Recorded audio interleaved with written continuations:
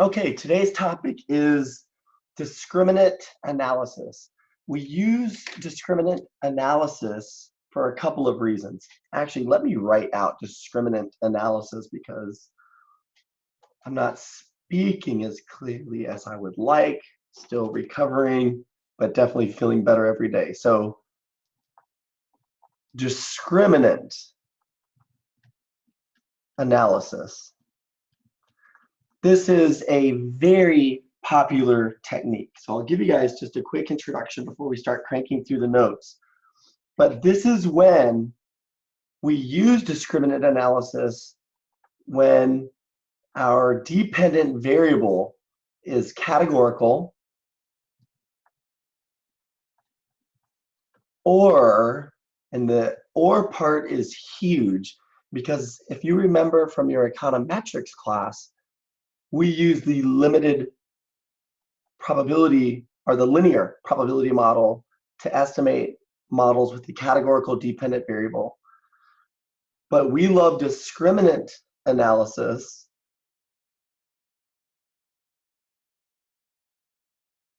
The awkward pauses are just me coughing, so just bear with me for one quick second.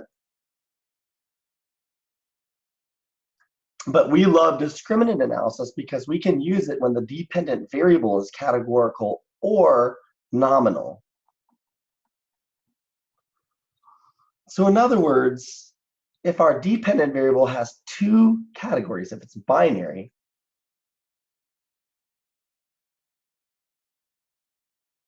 if you're a customer, would you leave? Yes or no? In other words, do you intend to remain a customer? Yes or no? So those are different ways of saying the same thing. Or if you're not a customer, would you purchase the product that we're selling, or would you not purchase the product that we're selling? There are lots of different categorical dependent variables that are out there, and that's what discriminant analysis is for. And we can also use it for nominal dependent variables or dependent variables with multiple categories. For example, there is in the text, we are a supplier. I think HBAT is a supplier. Its customers are organizations. And it has a bunch of customers, but it's also got competitors. Some of its competitors have customers. And we might, as an organization, as a supplier, interview one of our competitors' customers. So we might ask them, would they leave? Yes, they would. No, they wouldn't, or maybe undecided. If we're studying something like employee retention, another way we can measure retention, instead of saying, do you intend to stay employed, yes or no, like with a binary dependent variable, we might ask, or we might inquire about whether students leave involuntarily. So yes, they leave involuntarily, or yes, they leave voluntarily. Yes, they are, we might, here, I'll just write it out. So here the dependent variable is whether a student or an employee is going to be retained. So I want to put in parentheses, I'll put EE retention.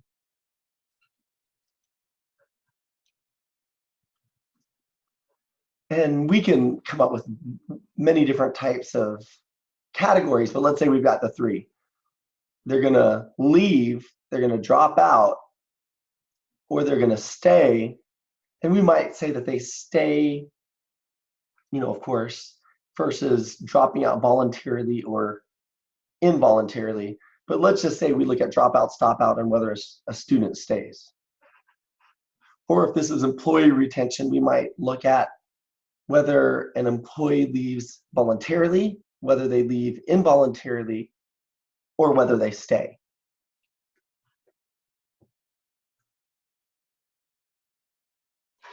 So again, anytime the dependent variable is binary, or anytime it has categories, we use discriminant analysis. So long story short,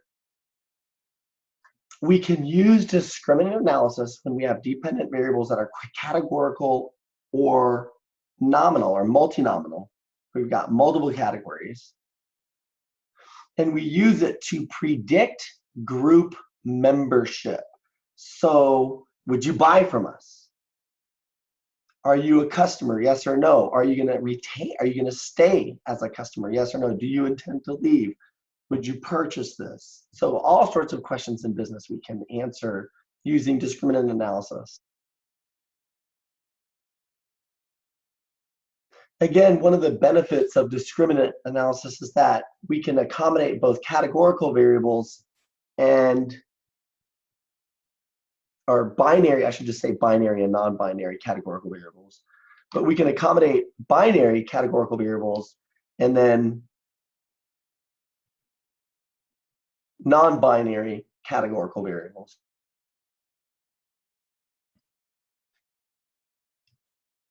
So we use it to predict group membership, and I'll say that we'll say DA is for discriminant analysis, and we can use it to predict group membership,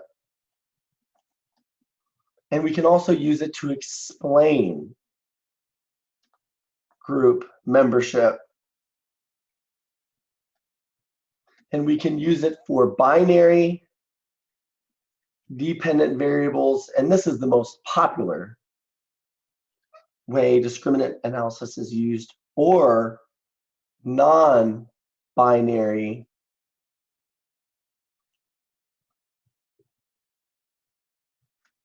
categorical variables. And again, these are dependent variables. So this is discriminant analysis. We can use it when we have a categorical dependent variable, and we want to predict group membership and explain group membership using multiple independent variables. So we use discriminant analysis when we have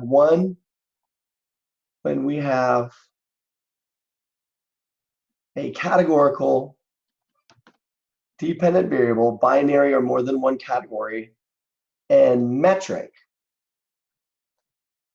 independent variables. So metric independent variable.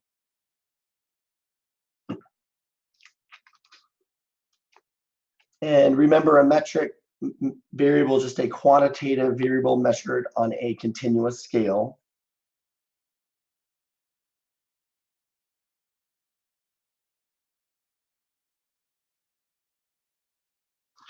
So one of the examples that they mentioned at the start of the chapter is we might be interested in predicting whether an individual is a good or bad credit risk.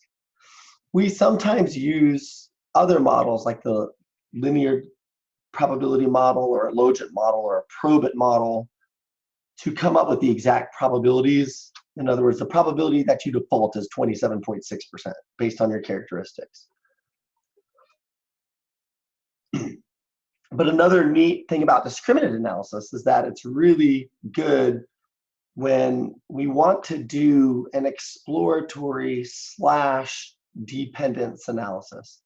So discriminant analysis is similar to some of the exploratory methods that we've discussed so far, like factor analysis. And it's also similar to some of the dependence methods that we've discussed, like regression analysis.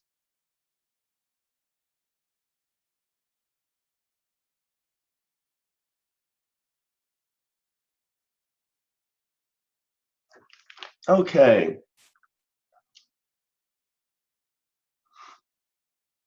So we understand what it is. Essentially what we're going to do is define a composite or a variate.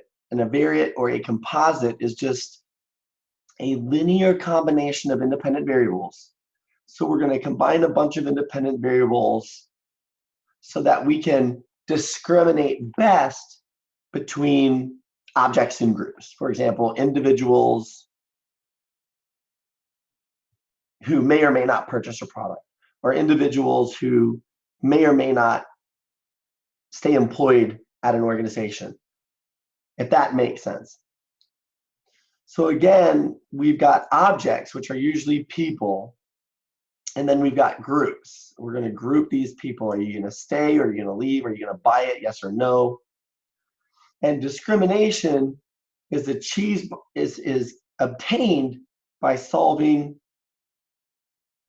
the composite or the variance weights for each independent variable to maximize the differences between the groups.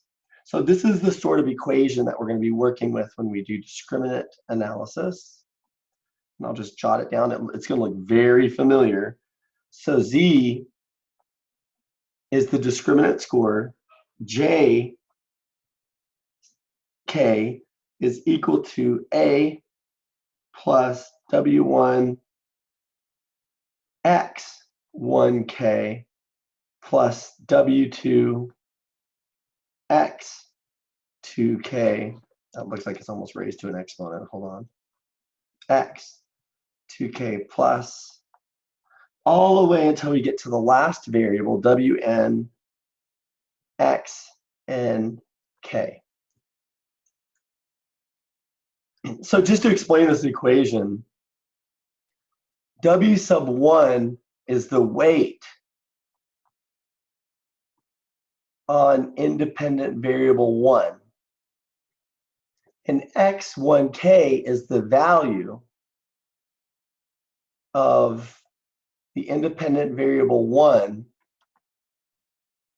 for the kth object. It might be the kth person. So Z, JK, is the variant for that person. The discriminant function is what Z sub JK is. And it's just the sum of the products, including a constant, just like regression. It's the sum of the products between these weights, W sub 1, W sub 2 through W sub n, the sum of the products of the weights, and the values of a particular individual variable, or the sum of the products of the weights and the values of a particular independent variable for a particular individual.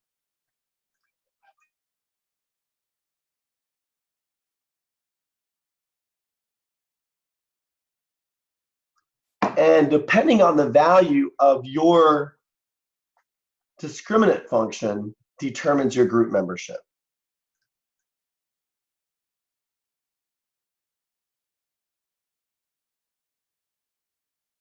So you might solve for everybody's Z in a sample. Let's say you have 100 people and you solve for everybody's Z. And then Stata or SAS or SPSS will determine the cutoff value of Z.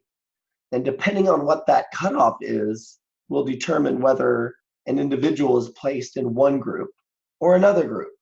And we'll get something called a classification table, which will tell us, it'll give us the predictions. In other words, based on your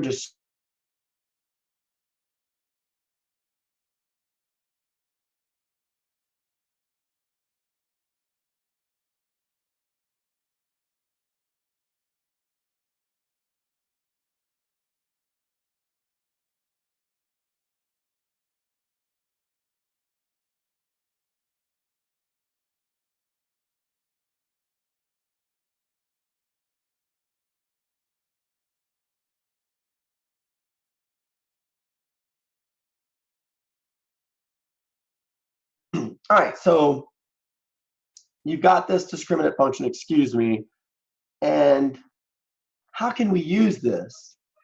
Again, W sub 1, W sub 2, and W sub n, these are just the weights on the independent variables, x1, x2, xn, or n independent variables in this case.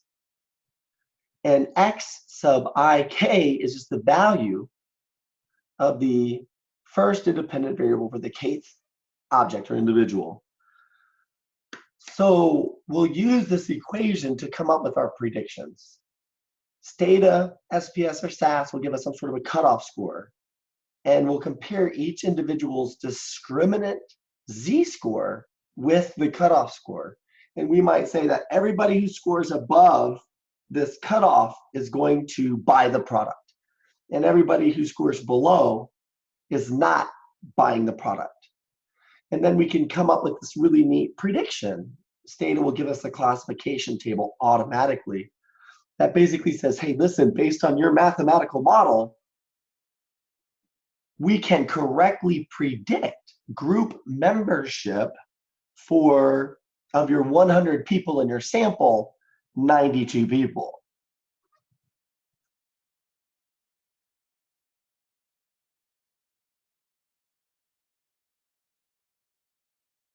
So again, that's how we use this. We would be able to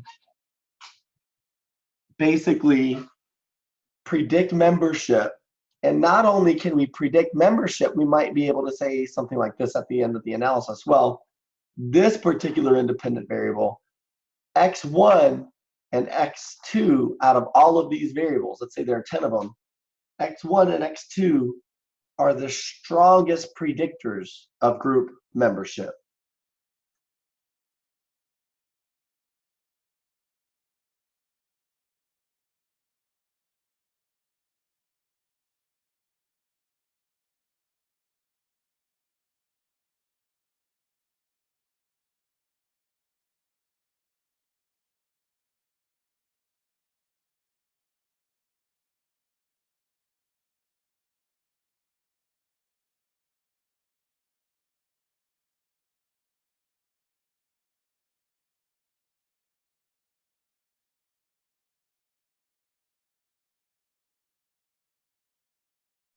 Okay, so moving right along. So just like the variate in a regression, which again is a composite, when we solve for the predicted values of the dependent variable using a bunch of independent variables,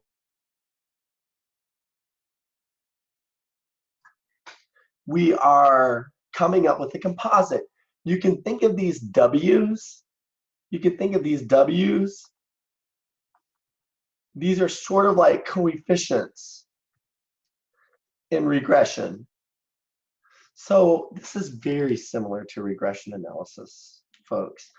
We're predicting group membership. We're solving for these coefficients that best discriminate individuals into groups. So what values of the independent variables, I'm sorry, what values of the weights allow us to obtain these z-scores, and what cutoff, when we combine all of this information, allows us to best separate groups.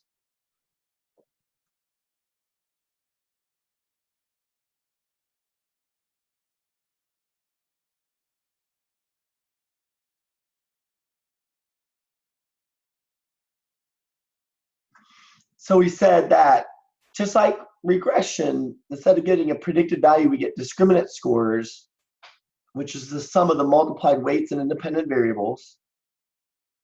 And we discussed some of the things that make discriminant analysis unique. We said that one of the cool things that we can do with discriminant analysis is to come up with a prediction, or actually I should say come up with prediction equations for non-binary categorical variables. So let's say we have a dependent variable with 3 categories.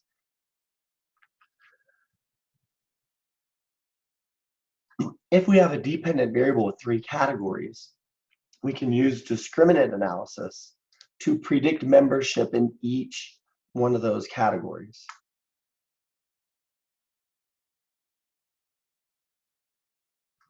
So again, we'll work up to that. So discriminant analysis is the technique that we use to test the hypothesis that basically the group means of a set of independent variables for multiple groups where 2 groups are equal. And we can get these means after we use this equation to solve for the discriminant score for every object or individual in our sample. If we do this for each group, we can get each group's average. So if I solve for the discriminant z-score, and Stata predicts it automatically, but we would solve it using an equation like this. In fact, in the program, I show you how to solve it manually. But we can get these z-scores, and once we get them for everybody in our sample, we would look at the means of these z values by group. And we know that those means are separated, the technique allows us to solve for these means or centroids so that the groups are maximally separated, taking into consideration the mean values and the standard deviations. So the standard deviations are the values within a particular group.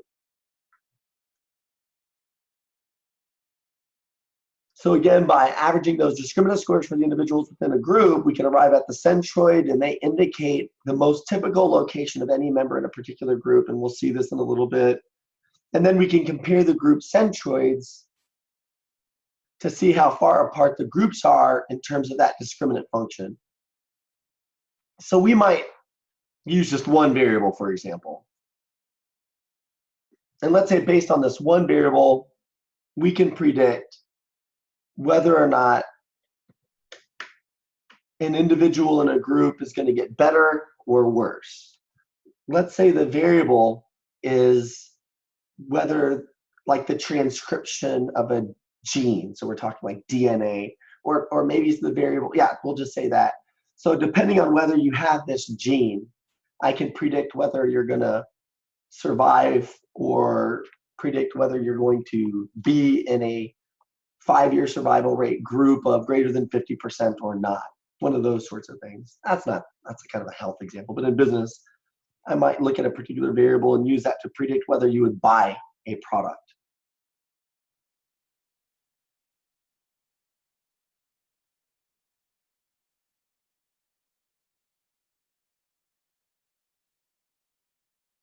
Okay, so let's do a simple example.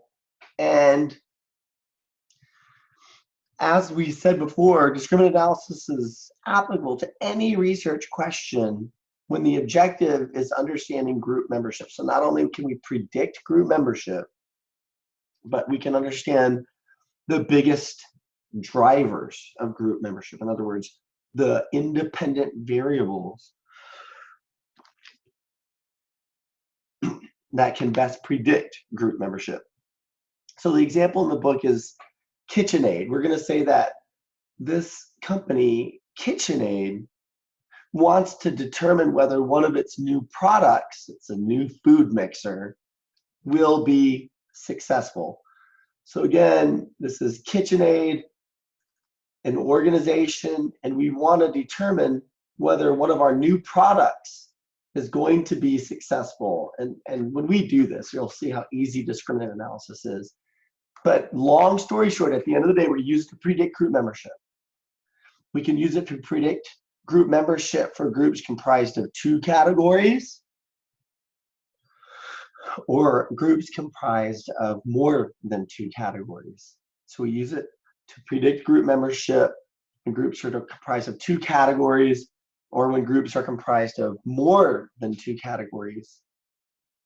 And we'll be placing individuals in groups based on their z-scores. Don't think about the z-test or the t-test. These are just discriminant function scores. Think of them as predicted values in a regression. So based on your predicted value in a regression equation, your y hat, I'm going to say you're, based on the value of that equation, I'm going to say you're in group 1. Or the value of that equation, I'm going to say you're in group 2. So I'm going to use a software package to estimate my z function. And I'm going to get the w's, the weights, the coefficients, similar to the coefficients in a regression, that do the best job separating groups, separating individuals into groups. So I'm going to look at these z values. I'm going to use Stata to come up with a cutoff score. And I'm going to compare the z values to the cutoff score. And I'm going to use that information to place people in groups.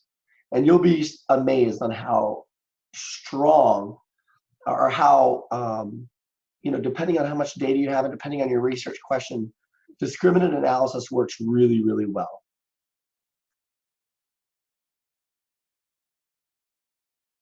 You'll be really surprised regarding how well it works when it comes to predicting group membership.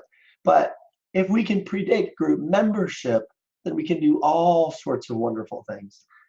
And, we can define these groups any way we wish.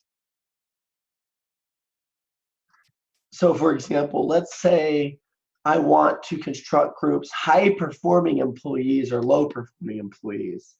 So I can construct this type of equation to predict high versus low performing employees, maybe based on their characteristics. And another cool thing about discriminant analysis, if you guys decided to use it as a potential method for your term projects, another really neat aspect of it is that you can really design the study from the ground up. I mean, you can write the questions using Google Forms, submit the surveys, just make sure that you have one question that is a yes or no question so that you can have that categorical dependent variable. So it's got to be an outcome. Are you going to do business with us? Do you intend to stay? Do you intend to leave? One of those types of questions. Would you buy my product? So you've got to include that question in your survey, and it's got to be categorical. But once you have that categorical dependent variable in your survey, then you just think about the X's that might be the biggest drivers of membership. Pass out the survey to 10, 15, 20, 25 people, and boom, you can do a discriminant analysis. We can also do a discriminant analysis to supplement like regression analyses that we might do. So it's a really neat sort of flexible technique.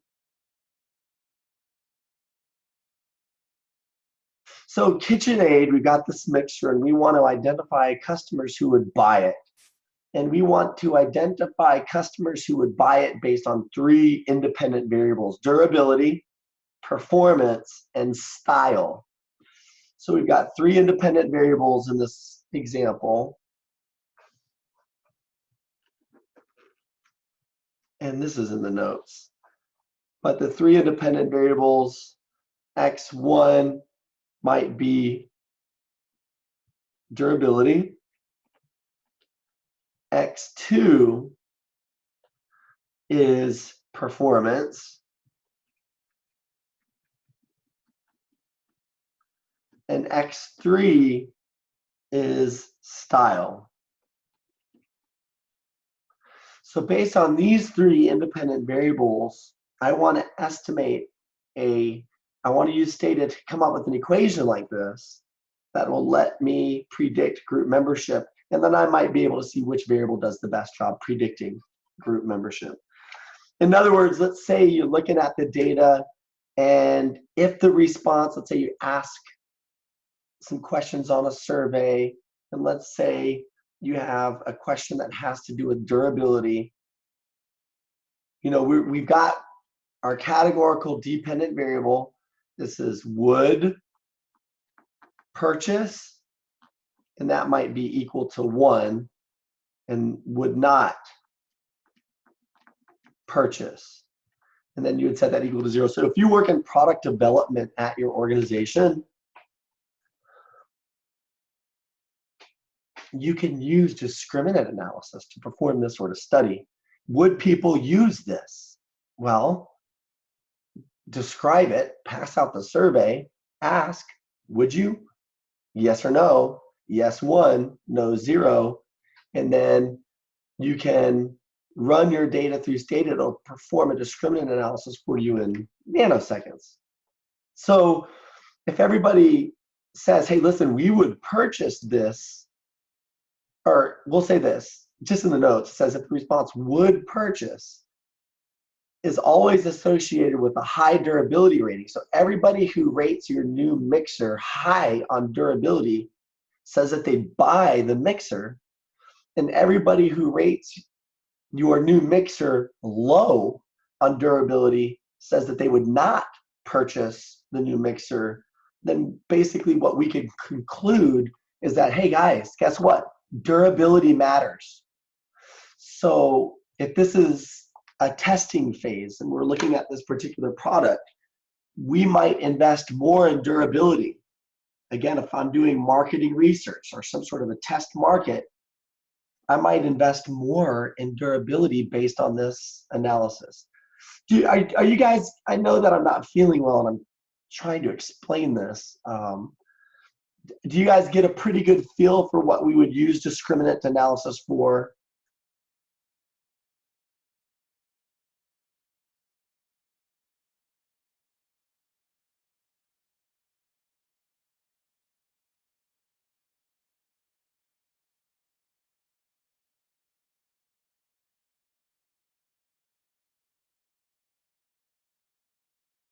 Long story short, you guys are being too shy. Long story short, we use it to predict group membership and to find out which variables are the biggest predictors of group membership. So I would use this to find out if you're going to buy my new mixer. And then I'd use this to find out which of the variables, durability, performance, or style, has the most influence or the most impact when it comes to this decision. Should we buy this mixer?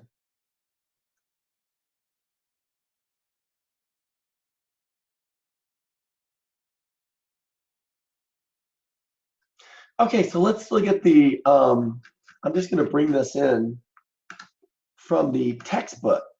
Let's say that this is the data we get, okay? So let me ask you guys a question based on this information. What do you think? So we're passing out the survey, and we've got some evaluators, and they were asked to state their buying intentions. Would you purchase? Would not purchase? And as you can see by looking at this data, 5 said that they would buy it, and 5 said that they would not buy the new mixer. Every time I do discriminant analysis, and I usually do it as a supplement to running a logistic regression or a multinomial logistic regression or a probit model or a linear probability model. Sometimes when you supplement your analysis with the discriminant analysis, your dependence technique, maybe your regression technique, with this technique, you can sort of see some new things.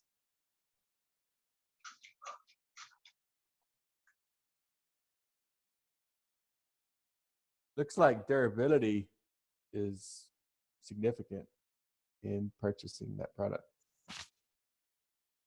Absolutely, that's what we want you guys to see. And you might be thinking, hey, listen, I don't need a multivariate composite or variate for which the weights are derived by some statistical processing software package to know just by looking at this data that durability matters, if that makes sense. But if we've got 300, like let's say we've got 10 or 15 variables, and let's say we've got 100 or 200 respondents. So instead of 10 people filling out our survey, we've got many, many more. If that's the case, then we would definitely use the technique and a computer. But this is all it's doing. It's looking at the group means of each one of these variables, and it's separate. Well, it's not only looking at the group means, it's looking at the group means and the group standard deviations for each one of these variables. And it's using that information to construct an equation that best predicts group membership. So as you can tell by looking at this data, there are some discriminating variables.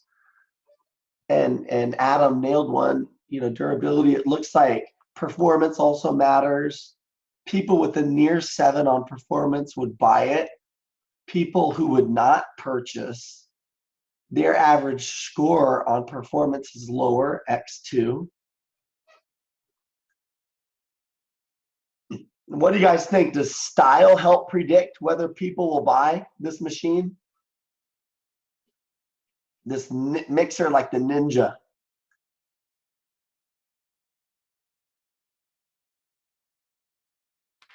No.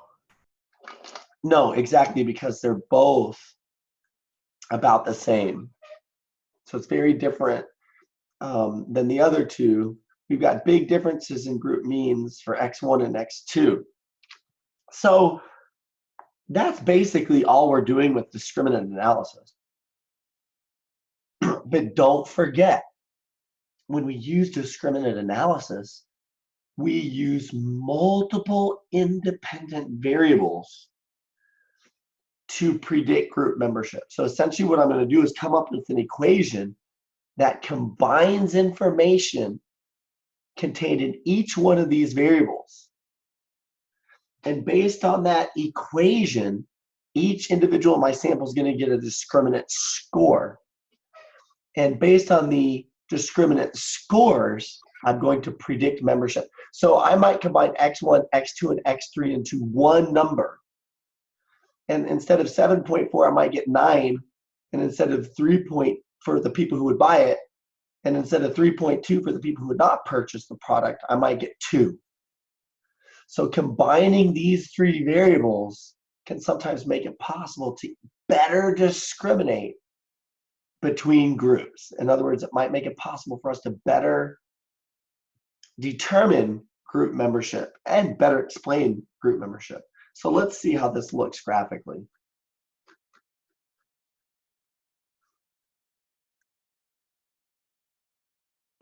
All right, so again, the beauty of this technique is that I can take a bunch of independent variables and combine that information to solve for the z values or the discriminant function values for everyone in my sample. And once I get all of those values, I mean, I can solve for the mean for each group. So just like durability, we had the mean for people who would buy it, we had the mean for people who would not buy it.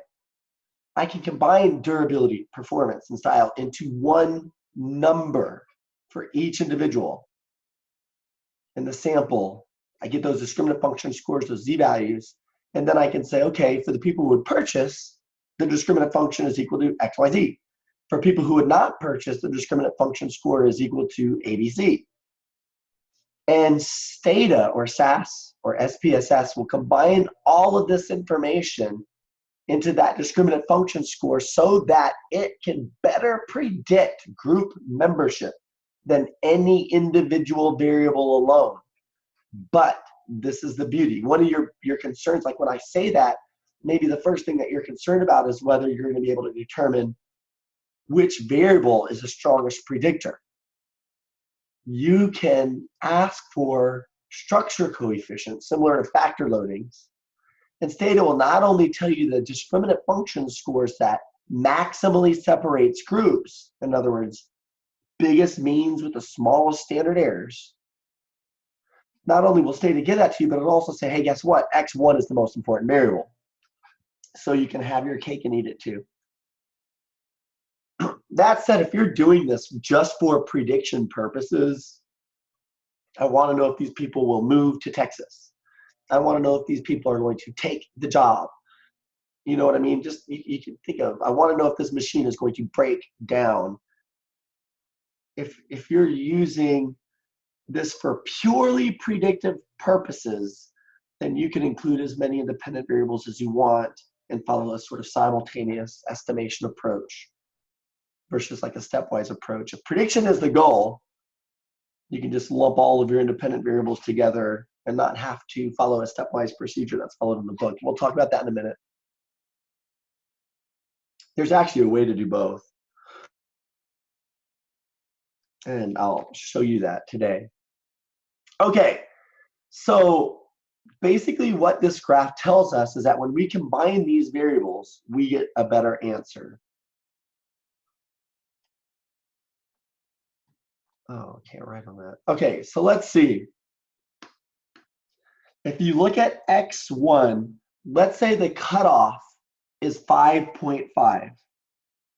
Let's also say that if you're a circle, you would purchase the product. But if you're a square, you would not purchase the product.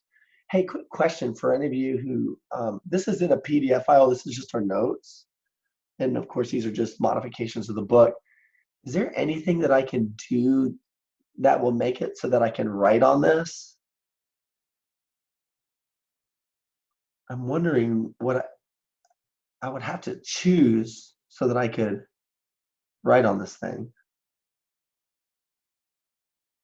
I'll figure that out. I'll make that my homework. Copy to clipboard, take a snapshot. Ooh, maybe that's what it is. Anyways, I'll figure it out. Okay, anyways, back to what I was saying, which, let's say the cutoff is 5.5.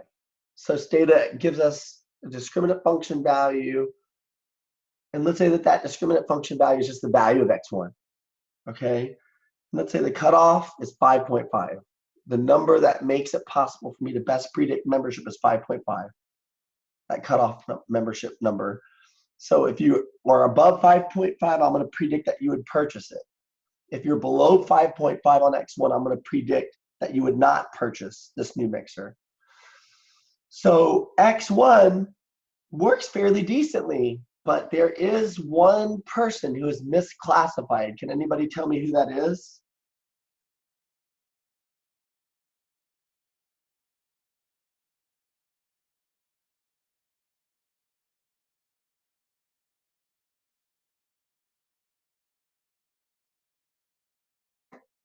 So X1 misclassifies one person.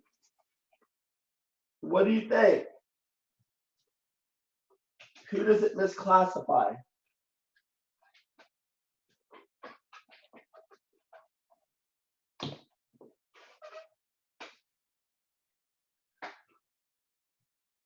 And take your time.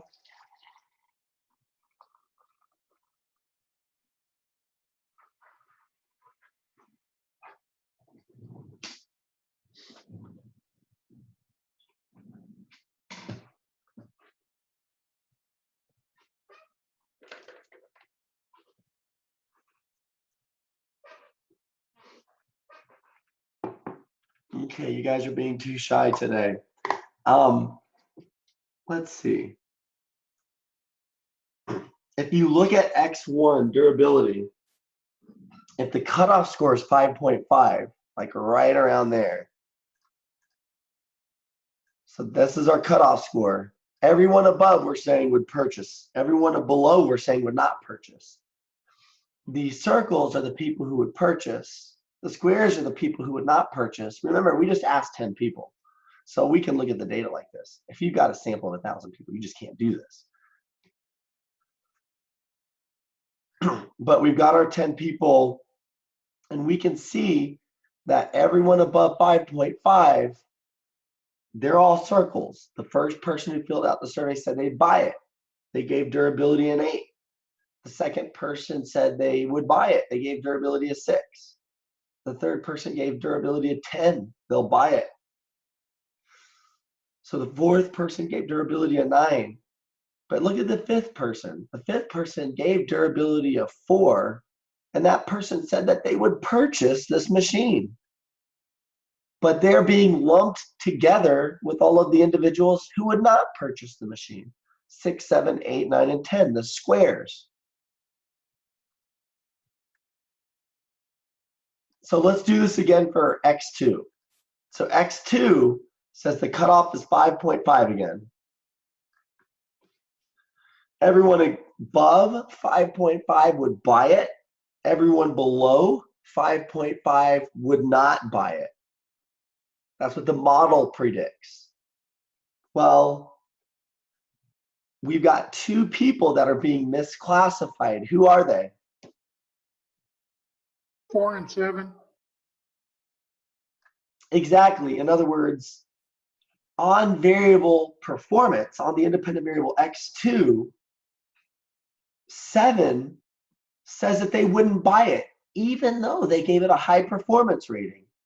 So that person said, hey, I'm going to give this a 7, but I'm not going to buy this thing. And then you've got 4 who said, you know what? I don't think performance is very impressive. I'm going to give it a 4. But guess what? I'm going to buy it.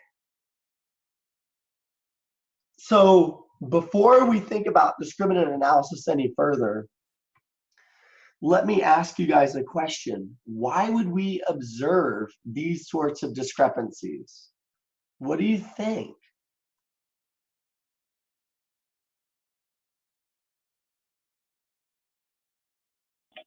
Maybe there's a promotion associated with the responses? Was that Vanessa? Yes. Sorry, I'm in the car, so it's kind of hard for me to. turn on audio and off audio.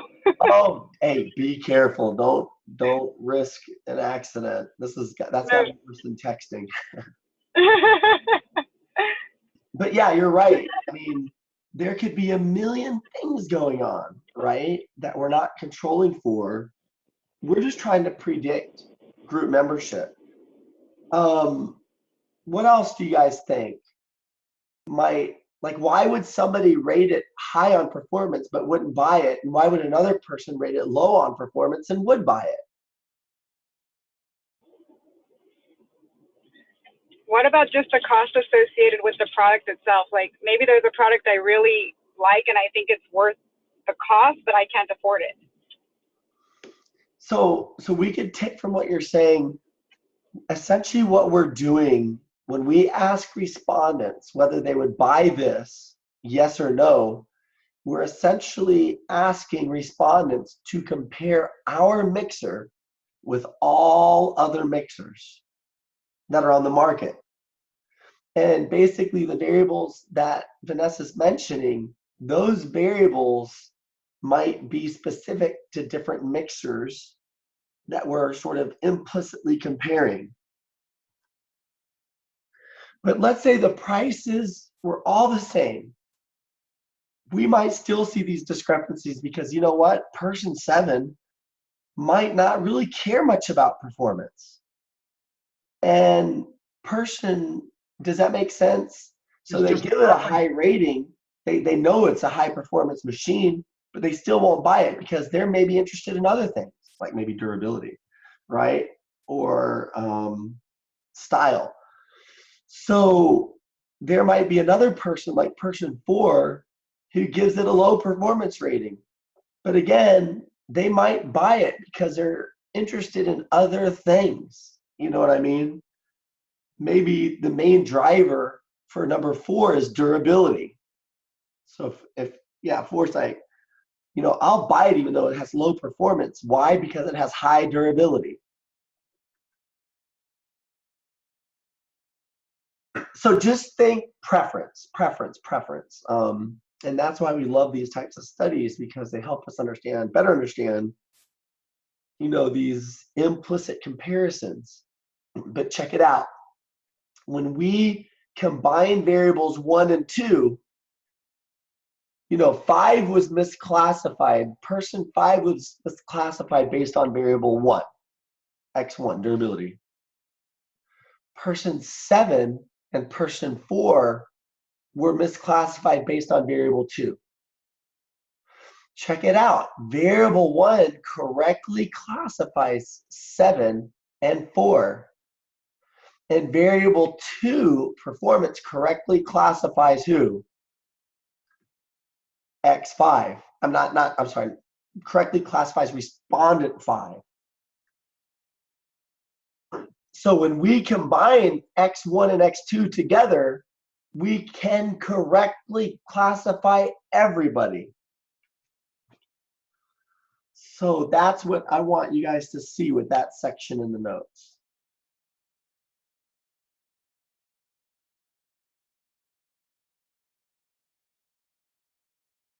So we can use these discriminant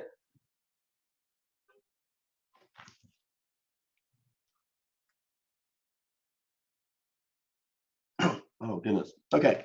So we can use these variables to come up with the best classification scheme.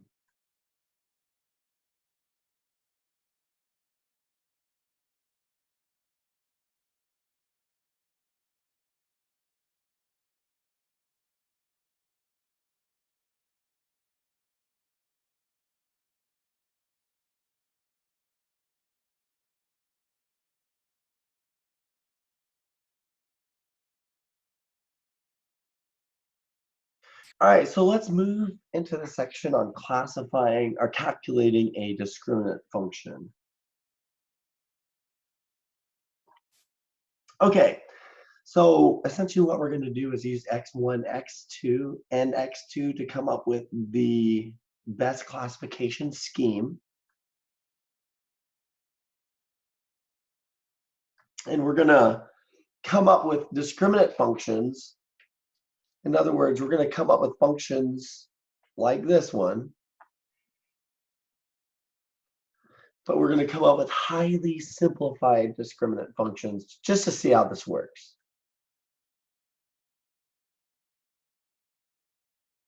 Okay, so let's look at table 2. I'm going to bring that over. And we see 3 discriminant functions.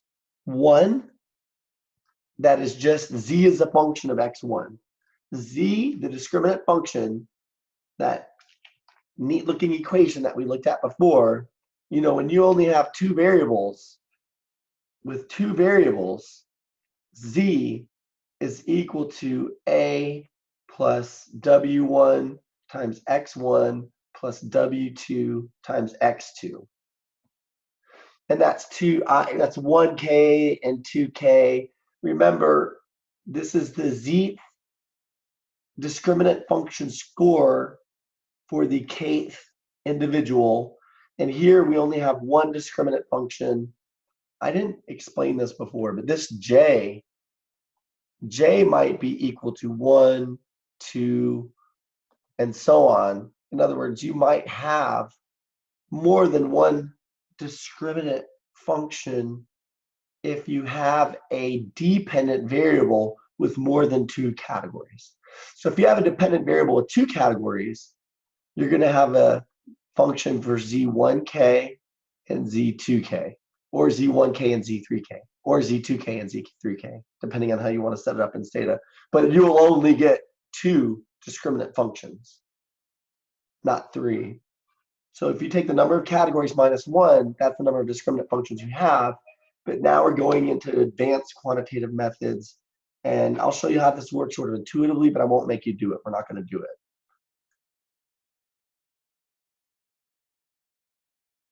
Although in Stata, I mean, it's really easy.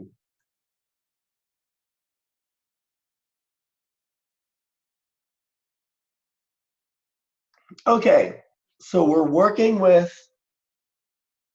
equations like the one in the pink box right now.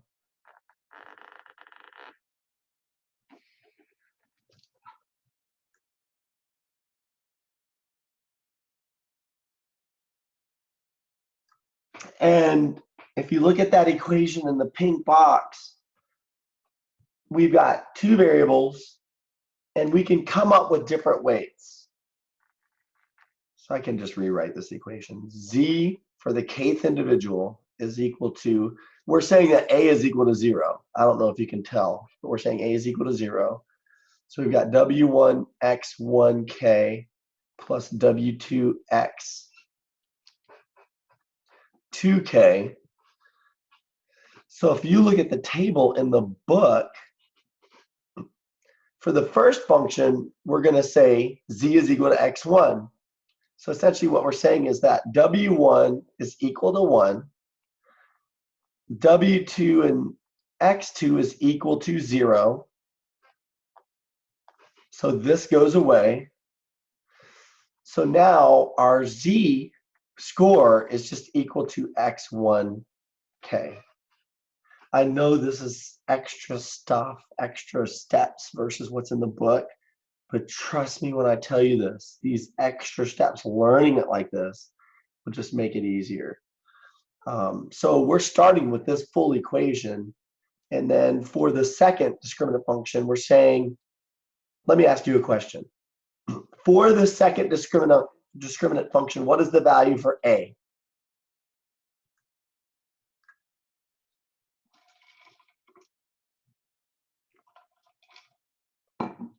Again, a is 0 for the second discriminant function. W1 is equal to 1, and W2 is equal to 1. Can you guys tell just by looking at this function?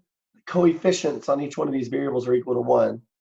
And now function 3, a is equal to negative 4.53, W1 is 0.476, and W2, the coefficient on x2 is 0.359.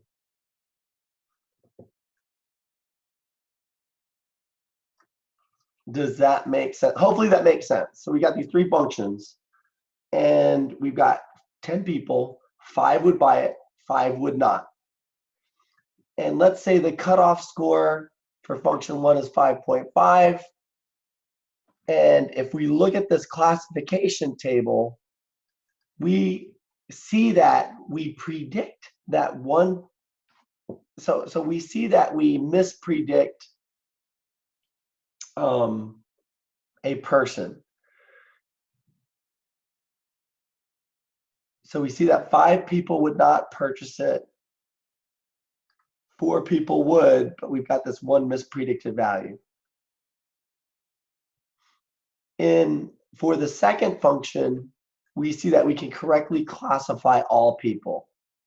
And for the third function, not only can we correctly classify all people,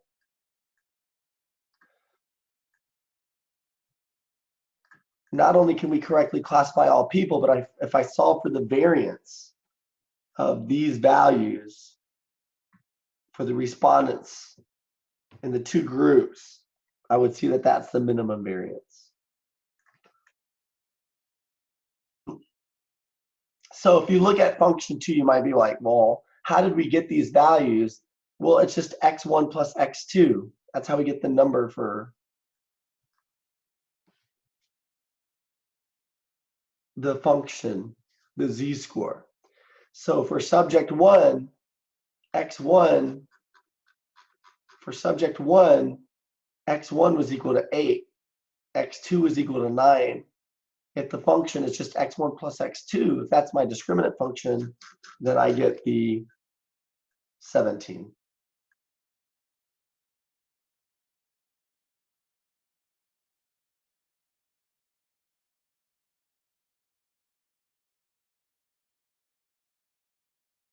So again, let's say that for function 1, x1, if our cutoff is 5.5, we already learned that we would misclassify one person, respondent 5.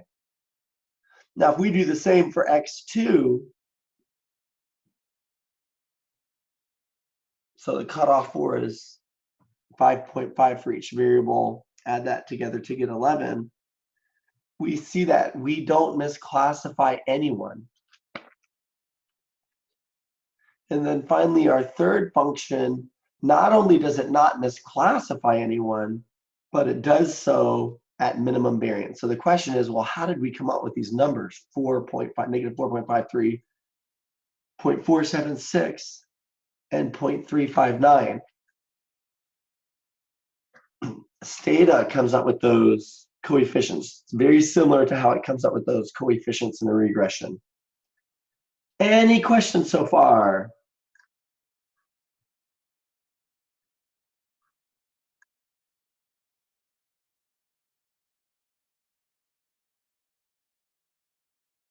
So again, and this is in the notes, just very quickly, discriminant analysis identifies the variables with the greatest differences between the groups.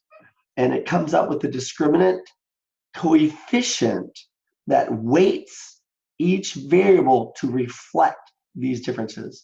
And it does so at minimum variance. So it comes up with the variables with the greatest difference between the groups, and it comes up with the discriminant coefficient that weights each variables to reflect those differences. And the end result is that z value, that discriminant function score, that allows you to best separate out individuals. When I say separate out, I mean just basically assign individuals to groups.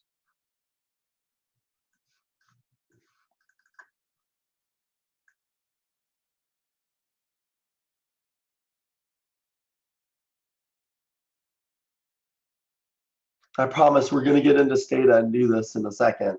When we get into Stata, you'll see how easy it is. But it's really important for us to build our intuition with this sort of a discussion, which is what the authors provide. The notes are just an abridged version of the book, just to help you get through it more quickly. So make sure you're reviewing the notes. Read the whole chapter. It's only like 80 pages long. No, I'm just kidding. These chapters are huge. But if you are reading the entire chapter, and you really should be, it's good because it'll, warm you up for your research design course. So this quantitative methods course has an analytics component, and some research, this quantitative methods course has a research design component, and our design course has an analytics component. So you're always doing both versus one and then the other.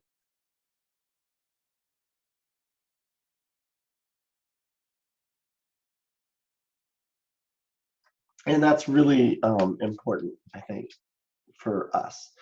Okay, let's talk about a 3-group example, and we're going to talk about switching intentions. And we stated this before, if our dependent variable has more than 2 groups, we need more than one discriminant function. We need the number of discriminant functions that allows me to discriminate between all the groups. So if you have 3 groups, then I only need 2 functions, because I can use information from those 2 functions to assign you to one of those 3 groups. So essentially what we're doing is using information from multiple discriminant functions to assign individuals to groups. So with 3 groups, we need multiple variates. We need multiple functions. And these discriminant functions, you can think of them similar to factor analysis. They become dimensions of discrimination, and each dimension is unique. So again, if you're familiar with like logistic regression and multinomial logistic regression, this approach is kind of cool because it gives you multiple dimensions, and it tells you which variables are most important by dimension. Similar to a multinomial logistic regression equation, if you're familiar with this. If not, no big deal. Put it this way, this is a lot easier to learn than a multinomial logistic equation. Even though the latter, it won't be that hard after you've taken, after you've been through some of the quant-oriented courses in your program here.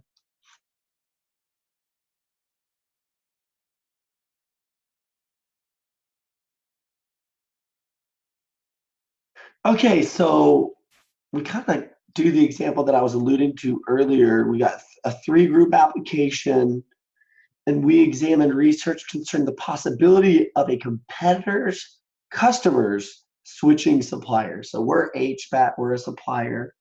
We might go to one of our competitors and interview them, and then ask them based on specific independent variables or based on specific criteria, their intentions.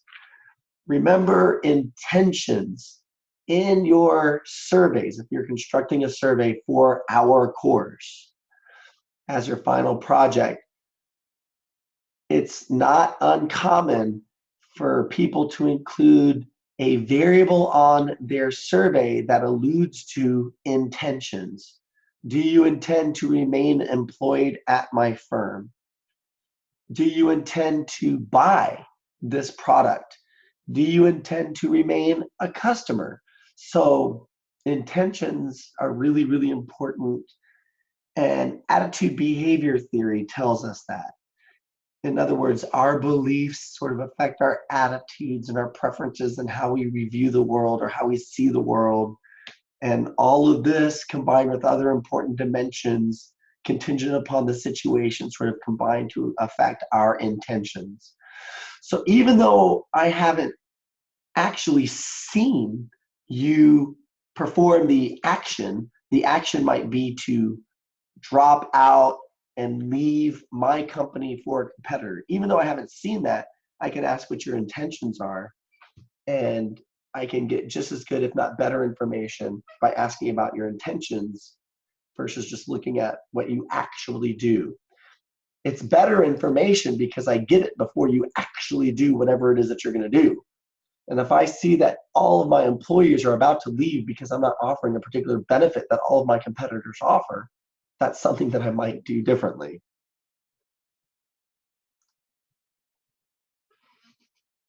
Oh, Adam, yeah, that's a good question.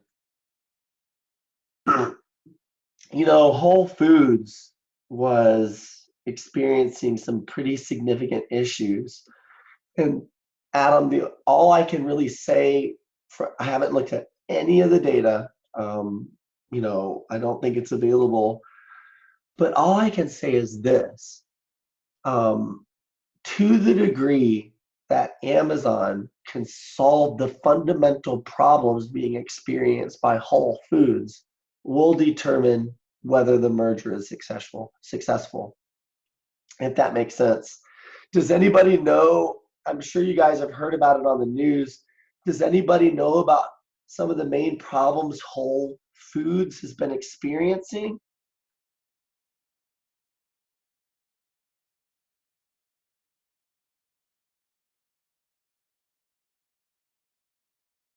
Not me. I haven't heard anything. So they were banging for a while. I mean, Whole Foods was rocking.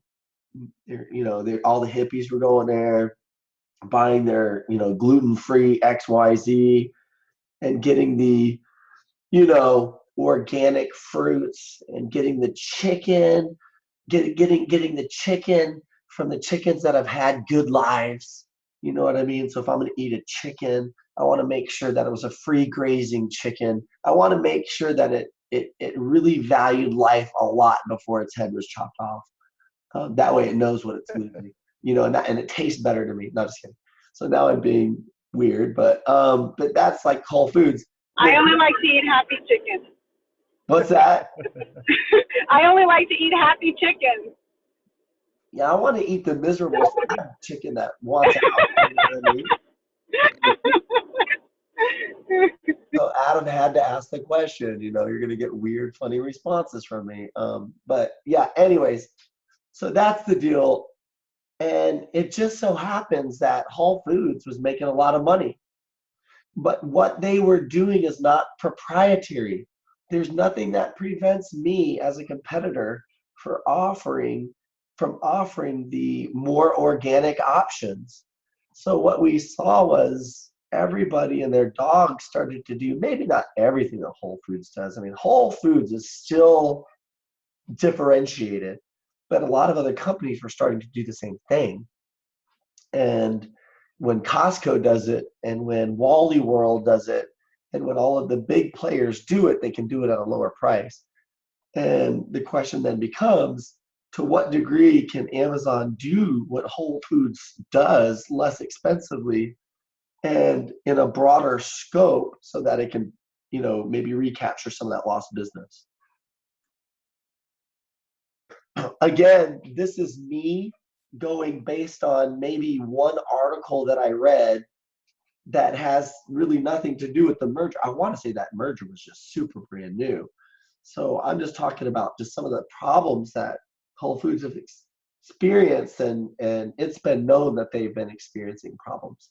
But Amazon started as a freaking bookstore, an online bookstore.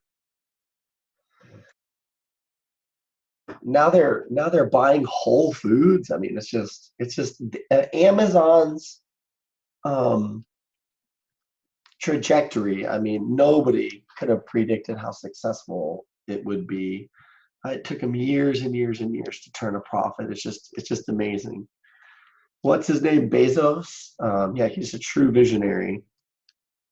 I know he didn't come up with different colored iPods, but the way they do business is pretty neat. Hey, Dr. G, have you heard of a company called Slack? SLACK? Oh, I have not. Are they local? Well, they're a private company. They're Amazon's competing with Google to acquire them for $9 billion. I just heard yesterday. What? Yeah, it's huge. It's basically what they do is they kind of combine everything that like Gmail, the groups thing where you can, trying to remember exactly, but it like combines everything with like Skype, all your different apps. It combines it into one, and Google really wants to buy it, and Amazon came in and offered like $9 billion for it. And so I just saw that yesterday with the same thing with Whole Foods, and they're just trying to it's like they're trying to take over the world almost. It's crazy. I mean, it's crazy. And you know, what you're describing is something that Google's been trying to do. So if this other company, Slack, has sort of integrated applications that allow you to navigate from one functionality to the next without having to zip out of that application into the new one. Oh my goodness. Yeah, Google, I'll tell you something, it'll be interesting to see whether Amazon is going to be able to execute on Slack. And it'll be fun to learn more about Slack. I'll probably Google search it and learn more about it. Oh, thank you for the link. And I was just about to ask, is that the one that has the hashtag? Like it's a really colorful hashtag as its business symbol? Do you know, Adam? you know, I don't. Yes. I've never heard of Slack. I've never heard of them. The only reason I've heard of it is because I did 2 coding classes about a month ago with Geekdom, and that seems to be their preferred method of communication. Oh, really? So the smart. I'm pretty sure it's the same application. It's pretty cool. Check out that link. Yeah, that's fascinating. I'll have to check it out.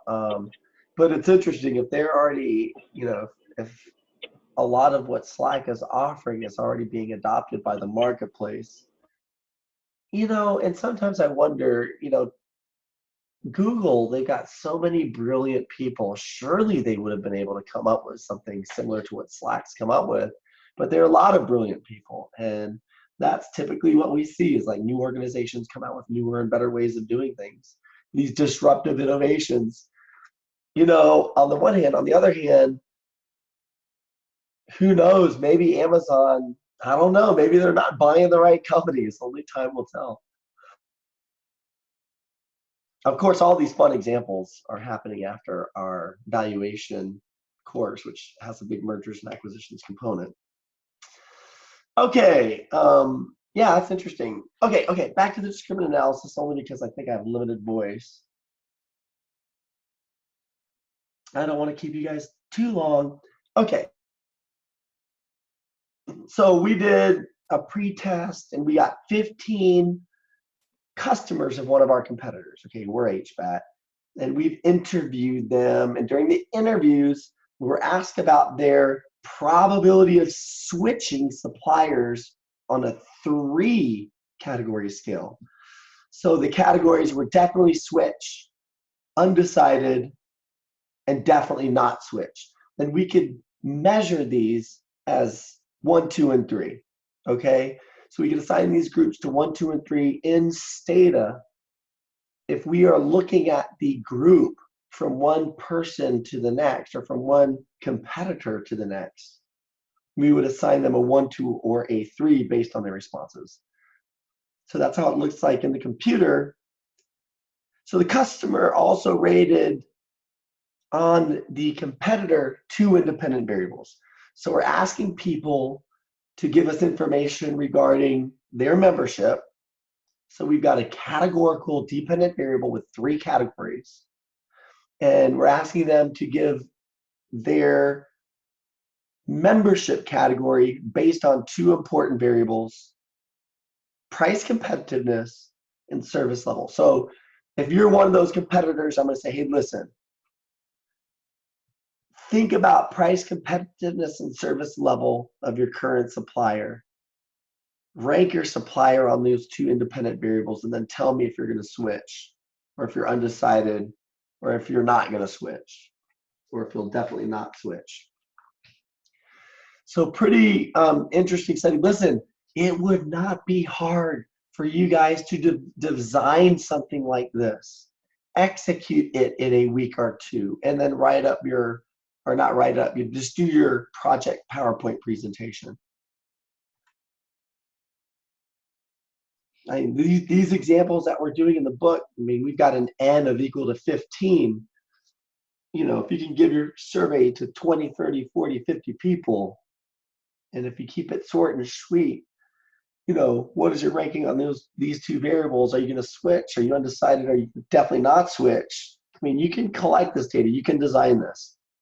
So with 3 categories of the dependent variable, we can estimate 2 discriminant functions. Each represents a different dimension of discrimination. So these are the results that we get from this survey. So check it out. Let me ask you guys a question. Can you see any patterns based on this diagram? Vanessa, if you're driving, don't look. But if you're not, what do you guys think?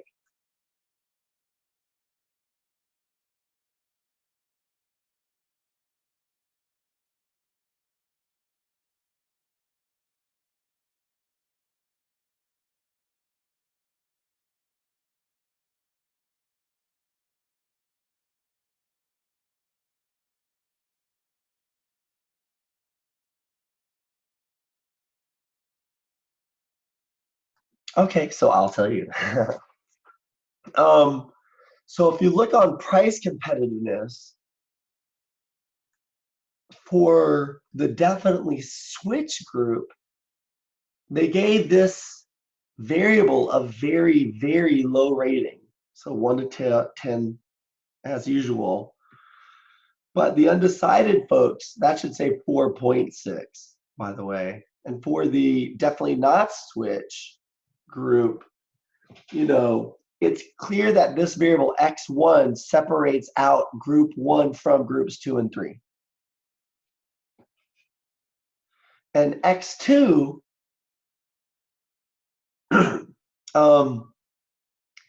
you know, separates out group 3 from groups 1 and 2. Can you guys see that now?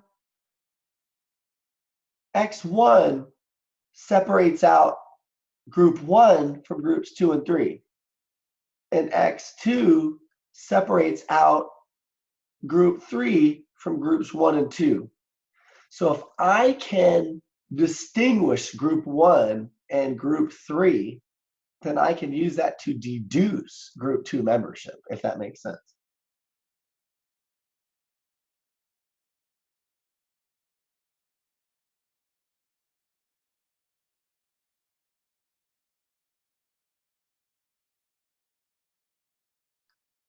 Okay.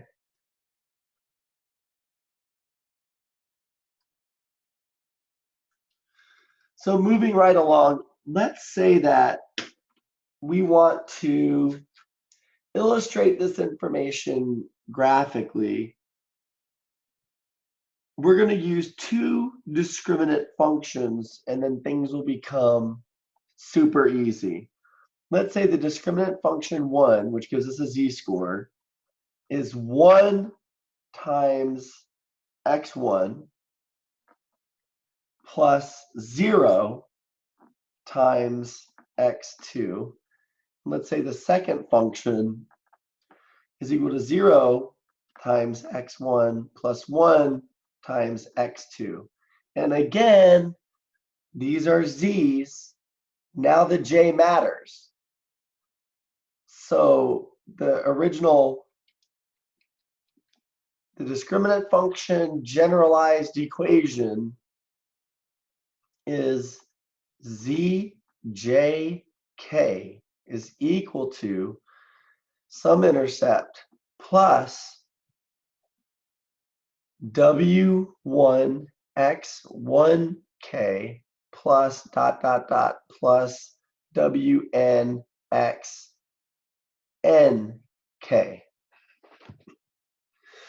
So here we're going to take away the dot dot dot, and we're going to say we only have 2 discriminant, or we're going to only have 2 independent variables. One's price competitiveness, the other one's the service level. but we've got a Z1K and we've got a Z2K.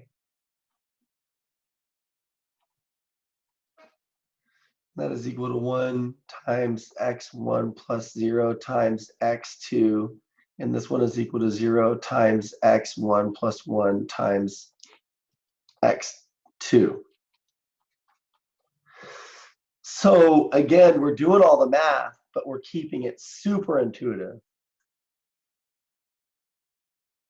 And we have these sorts of conversations before we do it in Stata just to build our intuition and so that we know what's happening in our computer. All right, so let's look at this information graphically, and I'll ask you guys a couple of questions, or we'll just make a couple of quick insights. So as before, if you're a circle, you're going to definitely switch. Not as before, but as before, we've got different shapes. The respondent numbers are inside the shapes, and the shapes represent the different membership groups. So the circle represents whether a person's going to switch. The square represents whether a person is undecided. And the diamond represents whether a person will definitely not switch.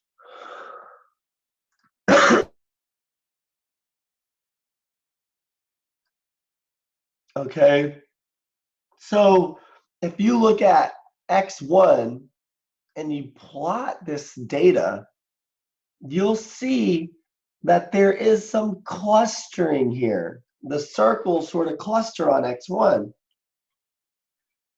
Does that make sense? Can you guys see that? Those circles are all together. The diamonds and the squares are a little bit more dispersed.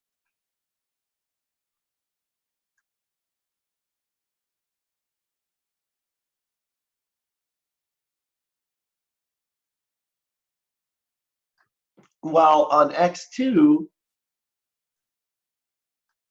the diamonds sort of cluster together, and the circles are the square, and the squares are a little bit more dispersed throughout.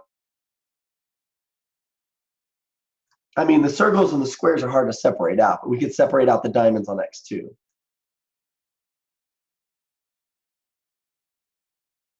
And the circles cluster on X1, so we can separate them out, but we can't separate out the diamonds and the squares on X1. But what if I plot these two variables in two-dimensional space? So I've got two dimensions of discrimination. So I've got my discriminant function 2 and my discriminant function 1. We wrote these functions out already. Here's discriminant function 2. And this is discriminant function 1.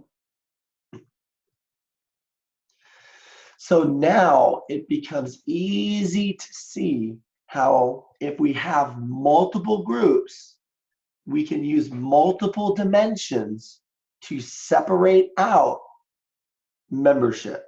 Here we have two dimensions, discriminant function 1 and discriminant function 2. And if you score low on discriminant function 1 and low on discriminant function 2, that puts you in this group. If you score high on discriminant function 2, that puts you in this group. And if you score high on discriminant function 1 and relatively low on discriminant function 2, that puts you in this group.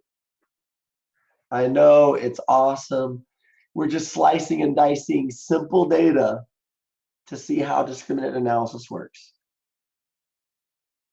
At the end of the day, we want to know who belongs in which group. And trust me when I say this, when we go into Stata, it's going to be anticlimactic. You're going to press a button and it's going to say, these are the groups, these are the people, and these are the groups. It's really that easy.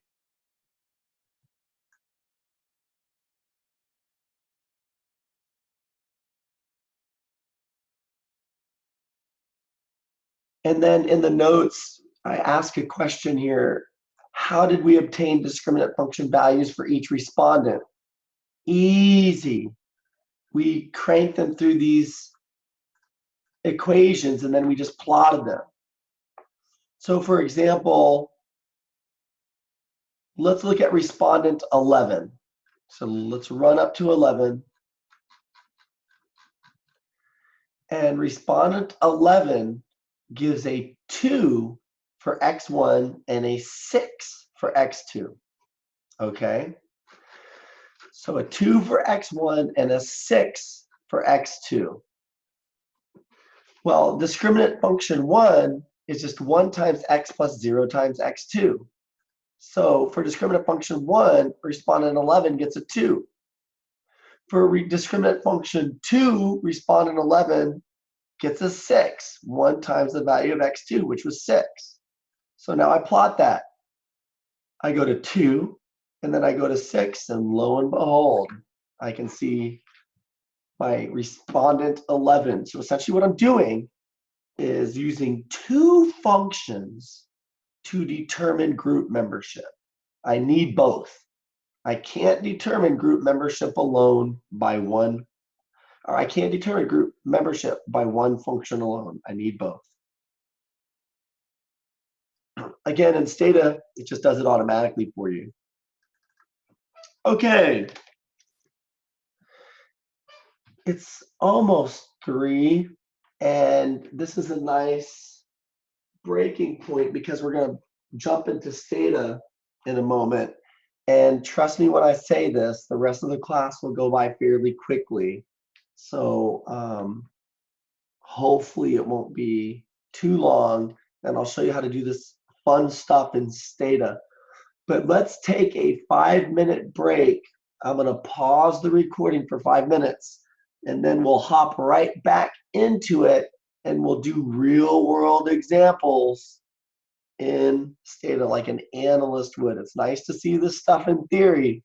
Let's take our intuition and let's put some numbers to these equations using real data and technology to see what we can learn.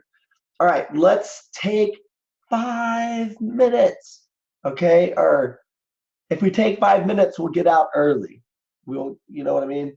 So what do you guys think? Is that good? Take 6. Take 6. Works for me. Okay, so take 6 minutes. I'll be back by 2:48, 2:50-ish, okay? 2:48-ish. All right, we'll see you guys in a couple minutes.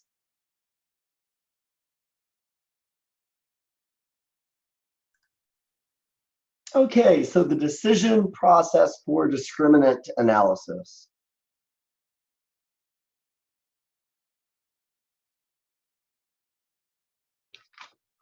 And these are the steps that we've been following for factor analysis and for regression. So you define the problem, you look at the issues, design issues, you look at the assumptions, you interpret the discriminant function. In this case, it's just the interpretation stage, which is stage 5.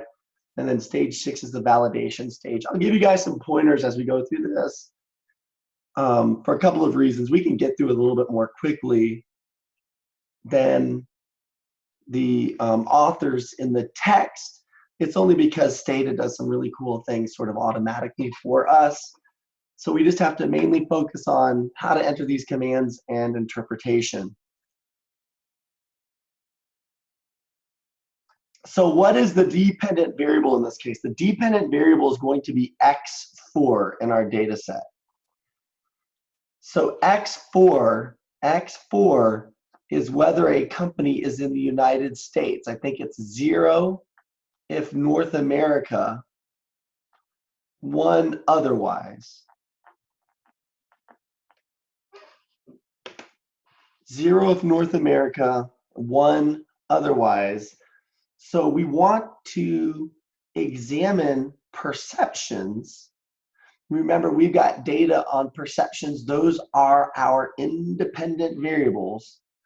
So we want to look at how perceptions on, from variable 6, I want to say 18. Let me look at the notes just to make sure. X6 to X18, that is correct. So we want to use perceptions regarding different aspects of our operations to predict whether an organization, a customer, is in North America or outside North America. So why would we want to know whether independent variables can predict location? Well, remember, these independent variables are perceptions regarding our operations. And we can look at this model to determine whether we're treating our North American customers differently than our customers who are outside North America. And if we pinpoint discrepancies, we might be able to hone in on those aspects of our business to improve upon consistency. So to make our offerings a bit more consistent for our customers outside of North America relative to our customers in North America. So that's the objective. That's why we're doing this. We just want to see if there are any differences in perceptions between customers located in the United States, and these customers are served by our United States sales force versus customers outside of the United States who are served by independent distributors. So we know that there are differences in terms of sales support. That's sort of implicit or explicit with what I just said, but we want to see whether there are other areas that are viewed differently between these two sets of customers. So we are going to use these variables to predict membership. That's the goal. Any questions regarding the purpose of this study?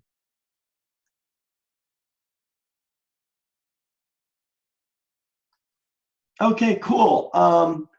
One of the design considerations is picking the dependent and independent variables. If you're using a survey, just coming up with the right questions to ask. But long story short, our dependent variable is location, it's categorical, and therefore discriminant analysis is appropriate. We have 13 independent variables, 6, 7, 8, 9, 10, 11, 12, 13, 14, 15, 16, 17, and 18. We have 13 independent variables. And we want to use these to predict group membership.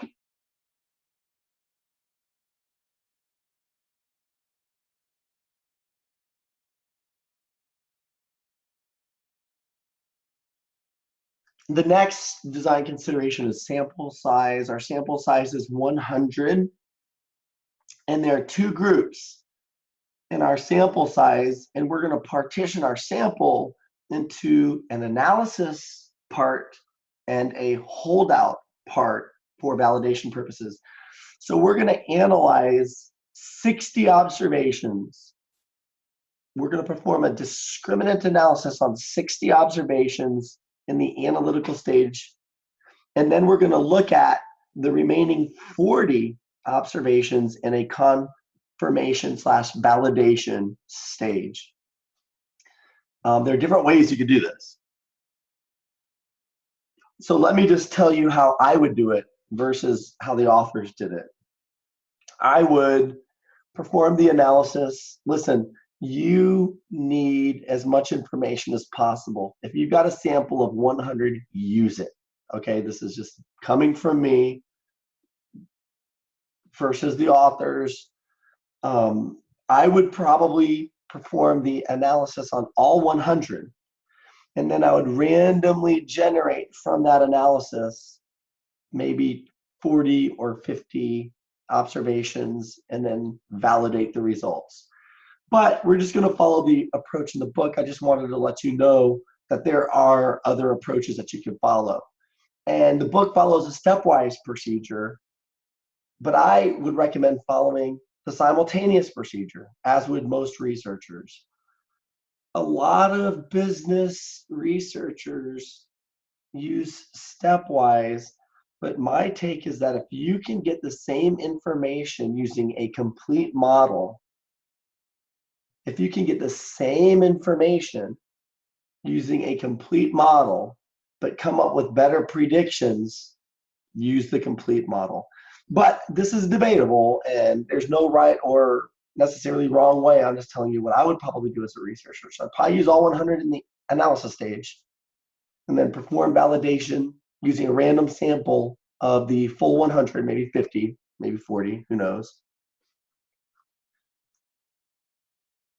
And then I would use all variables, and then I would use the E-stat structure option to determine the most important variables, okay? So when it comes to the division of the sample, we'll follow the book's approach. I'm just telling you what I would do. And I just want you to be aware that there are differences. Different researchers, follow different strategies. And you just need to make sure that you make your approach transparent. Don't try 3 or 4 different things and then avoid discussing what you've tried. Put it all out there. And if the research is good, it'll be recognized.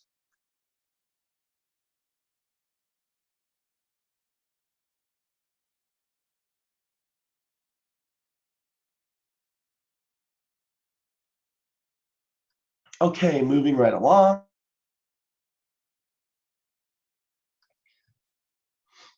So there are some assumptions that we have to deal with, as with all multivariate dependence techniques.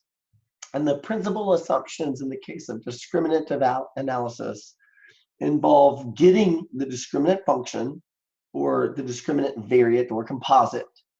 The assumptions are the same assumptions that we've dealt with in the past: normality, linearity, and multicollinearity.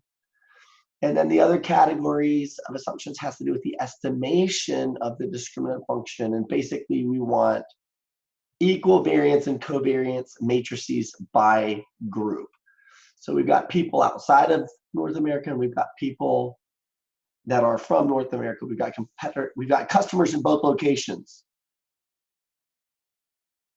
We want to make sure that the variance and covariance matrices for those 2 groups are the same. And when I say variance covariance matrices, I'm talking about the variance covariance or correlation matrix of the independent variables, the 13 independent variables.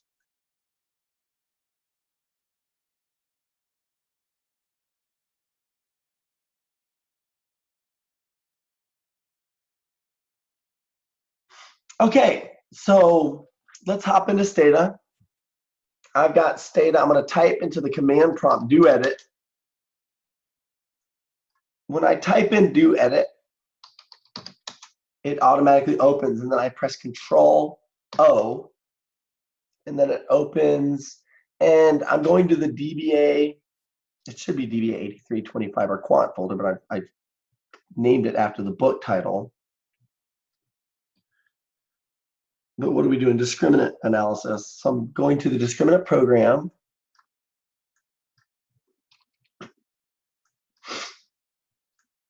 And I run these commands like usual.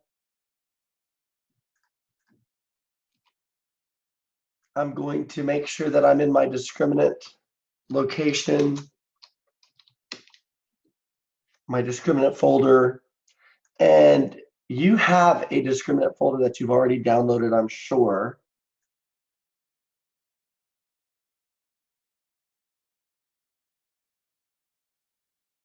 So just make sure that you are following along either now or later. And I'm just going to copy my multivariate data from an old location to the new location. This is the sequence of commands that you have to use to reproduce this program file so that you can get credit for that. Oh, I was going to say, I'm going to be dropping your lowest scores, your 2 lowest program file scores, and or I'll drop your 2 lowest program or summary article scores.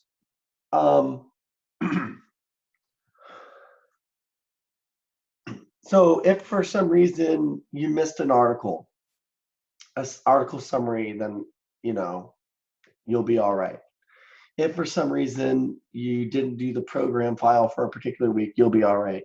Let's say that you've done all of them and you've gotten hundreds on everything, but you just don't want to do them for a particular week. You've got other things to do. That's fine. I'll drop 2 program files or summary articles, so 2 total, any combination of each. I'll look at the lowest scores of all of your article summaries and program files, and then I'll drop the 2 lowest, and that'll help a little bit. These are only worth 1.25% a piece. So again, every little bit helps.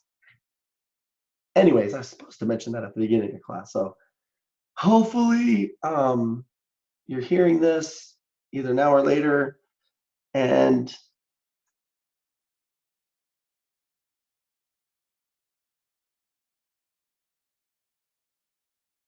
you appreciate the little 2.5% little bonus there. All right, so we're going to import this data, and I went ahead and saved it. You don't necessarily have to do that. Now, I imported the HBAT data set, and then I imported the HBAT splits data set, and then I saved both into Stata, HBAT and split. I went back and used HBAT, and then I merged that data with split. And then by doing that, I get the full data set. And then when you merge 2 data sets, you get a new variable named merged that tells you whether or not the data set's matched. You only merge data sets if you want to add more variables. So some of these variables have been added on because they weren't included in the first data set. So this is just data set management. You merge 2 data sets when you want to add more variables. And you append data sets, or you stack data sets if you want to add more observations. Excuse me. So if you've got 2 data sets and you want to increase the size of observations, if both data sets have the same variables, you just append them. You have one in memory that you're working with, the data set that you're working with in Stata, and then you just say append using the other data set. Well, merge requires something else. Merge requires the researcher to have a variable that uniquely identifies each observation in a data set. If you want to merge 2 data sets to add variables, you need a variable that uniquely identifies observations in both data sets. And then you merge on that variable. So both data sets have one variable in common. And that variable that they have in common uniquely identifies observations in both of those data sets. In the relational database nomenclature, this is called a join. So you just merge the data to add variables, and then we usually drop our merged variable. Listen, read through these commands. If you type in help merge, you'll see the different types of merges that Stata can perform.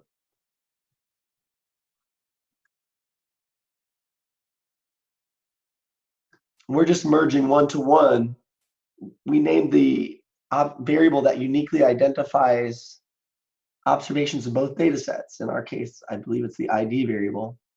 Merge one-to-one ID, and then using split. And remember, split is just a data set that contains that variable. And then I'm going to save that. And that's my analysis data set. Also, I use the preserve, restore command sort of strategically in this program. Check out what preserve and restore does. All right, so this is my data. I type in browse, and this is my data. I'm going to put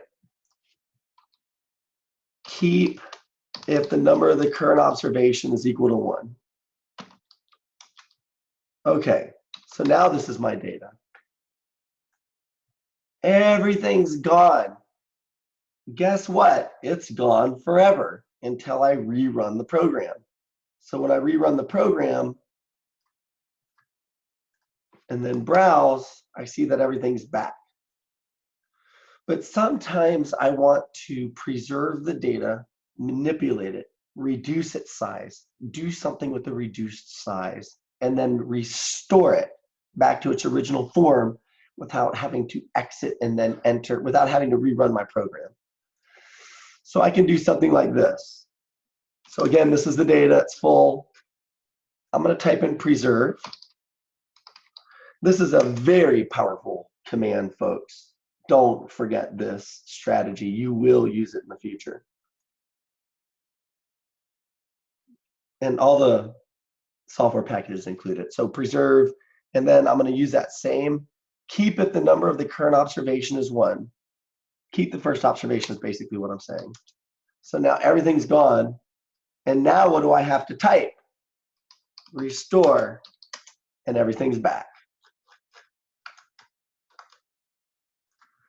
So again, if you type in preserve, damage your data somehow.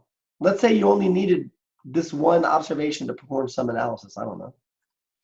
And then all you have to do is type in restore. And there you have it. It's all back. I know, it's very cool.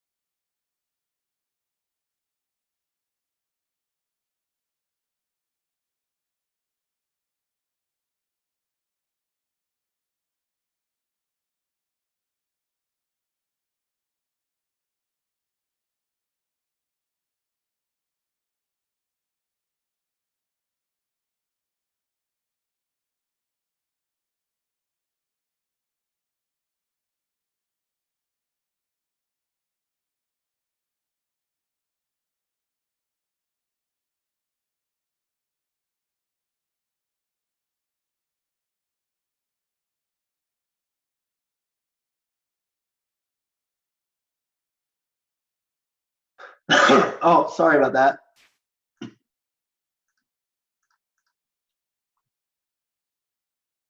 Oh goodness, okay. So were you guys able to hear the preserve restore comments that I was making?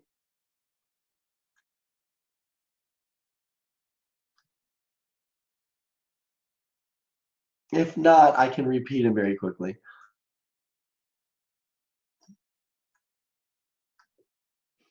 It's like when you're coughing so much, it's hard to keep track of when you're pressing mute, but I'll just say this. In this, you guys heard me talk about merge, I'm pretty sure about that.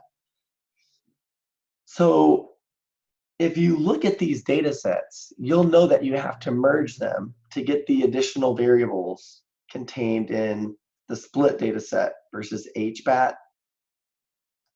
So that's why I merged them, and then I drop the merge variable, and then I save this data set that contains all the information. I'm using the preserve, restore option sort of strategically. So check it out. If I press in browse, if I press browse into the command prompt, this is what I get. I get all the data. Well, if I need to perform an analysis on a portion of that data and then keep something from that analysis, but then I want to get back to the full data, I can use preserve restore. So let's say I type in preserve and I enter this command, basically keep the first observation. So the whole data is ruined, but it's only because I needed to do something with just this observation by itself. Well, if I type preserve before I damage the data, I can type restore to get the full data set back. If I don't use preserve and restore, then I have to sort of exit the program and then enter, and then you're working with it gets to be a little bit of a mess.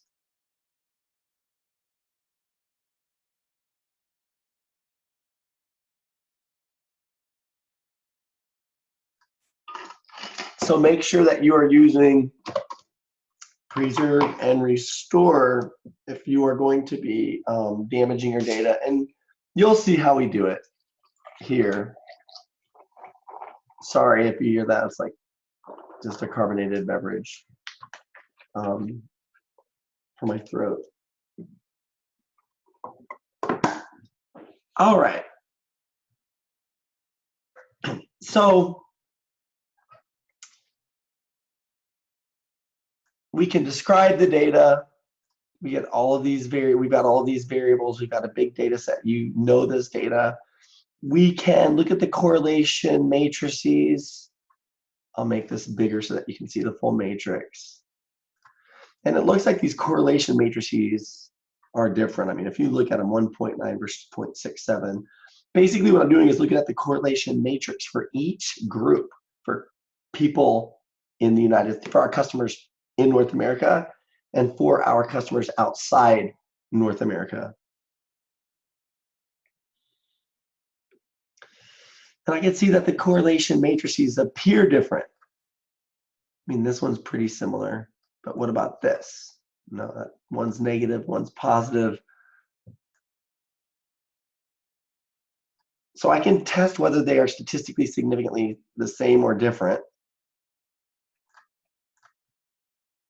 by using the box M test, and you could run it on the correlations or the covariances. And it looks like I have statistical significance, which means I'm rejecting the null hypothesis that the covariance matrices are the same, which is bad. But we can still do discriminant analysis. We can still do it as long as we make it known that when we performed the M test, we got statistical significance. We know that the M test is not something that's a deal breaker for discriminant analysis, but we also know that it might be important. So if you've got a small sample, you better disclose it. So just make sure we're being transparent. And then I can assess the normality and the linearity of every other variable just by using histograms and probability plots. There's the probability plot and the histogram.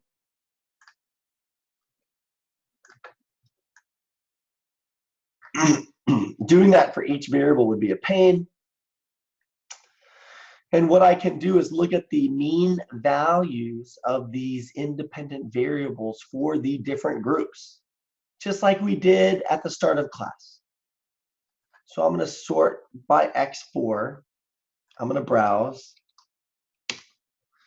And this is X4. And I see that these are all of my North American customers.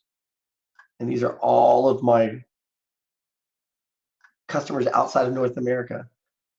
And I want to see, just as I did before with the mixer, or with the other example, I want to see for the independent variables durability and style, or whatever it was, performance for the mixer. We looked at the differences in the means for both groups, the group who would purchase and the group who would not purchase. Well, I can do that here. I can solve, this is a very, very powerful command, by the way, using the by prefix. If I use by X4, I can summarize each one of these variables. And I can get the mean, the standard deviation, and the minimum and the maximum for each variable for each group, for people in the United States and for people outside of the United States. So you just do the summarize command. So if I type in summarize, that's for everybody. But if I type in by X4 summarize, I get the same thing for both groups. I know, it's really neat, easy to do.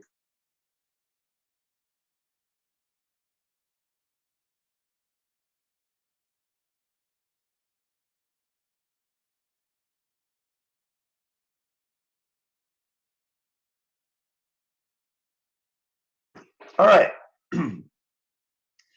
So let's just look at some of these means. For X6, it looks like if you're in North America, you get a higher rating. For X7, about the same. For x8, pretty similar. x9, x10, x11, 12, x13. So we can look at the mean differences for each one of these variables. And we want to know if those differences are statistically significant. We can eventually find that out. You can use this command mv test means. So if I type in mv test means, oh, what are the variables? Oh, I'll just do it on one. X6 and then by X4, it basically says, look at the means for X6. 8.7 versus 7.2. Is that difference statistically significant? So in other words, test the mean of the variable X6 by X4. In other words, by group. Group 1 or group 0 from North America, group 1 outside of North America. So if we see low p-values, that difference, 8.7 versus 7.2, that 1.5-ish difference is statistically significant because that F is really high and that P is really low. Just use the p-value, and we're just doing a difference in means test. It's really that easy. Well, we need to do that for every variable. So we need to do this 13 times. I need 13 histograms to assess normality. I need 13 linear probability plots. I need to test these assumptions. Well, you can test all of the assumptions using this one looping command. So I'm going to run this command. And all of this output was generated from this command. So for every one of those variables, I didn't set more off. I was wondering why the output was limited. That command is still working. Look, this is what I should have done. Type in set more off and then run this loop. And look at how much work we can do in just a second.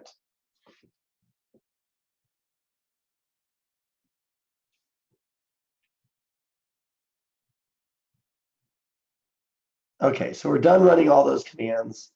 And then we can just look at our log file. I type in directory to see all the files that I created. Look at all those files that we have now. And then I can type in view discriminant.log because the state of window is full now. And that's everything that has been done. So if I want to know whether X16 is statistically significant, I just look at this output. Obviously, it's not. It's that easy. So I do this to determine which variables best explain are statistically significantly different by group. And these might best explain group differences when we perform the discriminant analysis. So let's get through all of these assumptions. And that's not the topic for today. I'm just telling you, this is part of your research. When you publish a paper, you're going to have to do all this stuff before you write up your discriminant analysis results. But you can do all that stuff fairly quickly. All right, so who's ready to see a discriminant analysis on the full data set?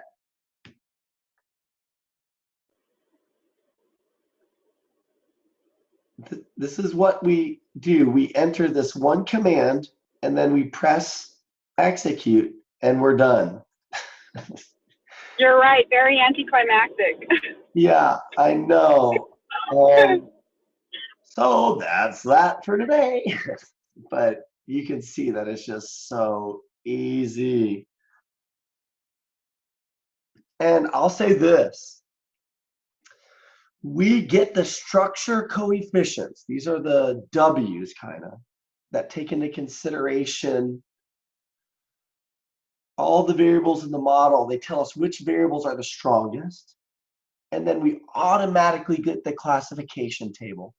if you read the 60, 70 page chapter in the text, getting this one little table is really why we do this.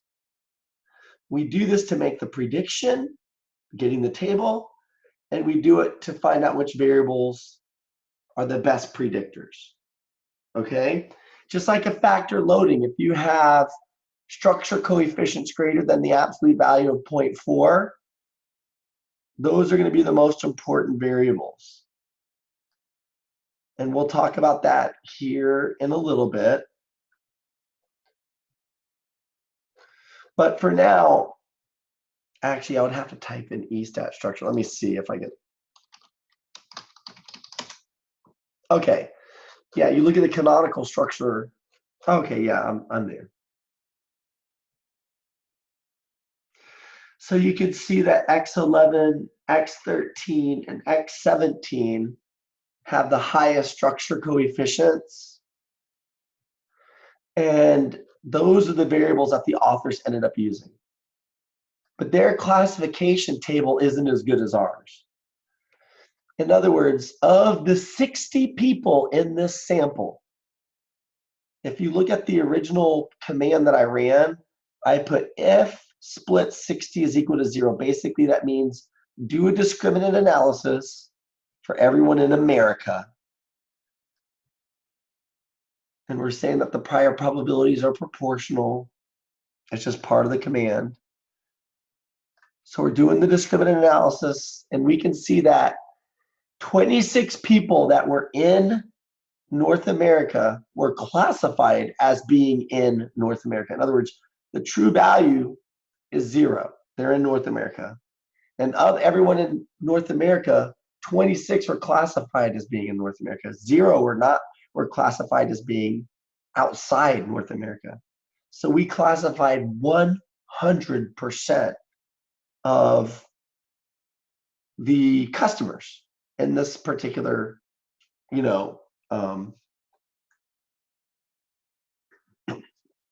for this particular group. So for people outside of North America, 31 of the 34 organizations outside of North America, customers, we classified 31 correctly and 3 incorrectly. So out of the 60 people, we classified 57 correctly. Okay? So if you're trying to predict employees that are going to stay or leave, or students, or if you're trying to predict whether someone's going to buy, and you design a good survey and you ask the right questions and you tap into the right drivers, and if you can predict this behavior, we're predicting human behavior. If you can predict it, what's 57 divided by 60? I want to say it's like 94%. 95%. So if you can predict 95% of the people accurately, have a party. That'll be really good. If you can predict 95% of the moves accurately, their decisions, that'll be really good. Remember, our outcome can be an intention. Would you buy it? Would you not? Here it's location.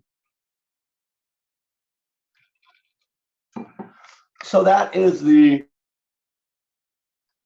full discriminant analysis, but let's go ahead and reproduce the other stuff that's in the book, and I'll show you some other things that you can do that's really cool in Stata. Any questions so far?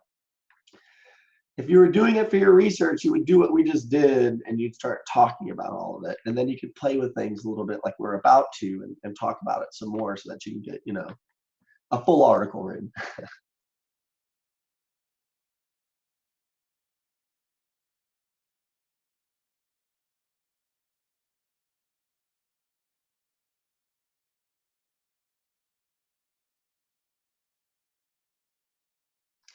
Okay, so the book basically says, hey, listen, let's use a stepwise procedure to determine the variables that have the biggest effects.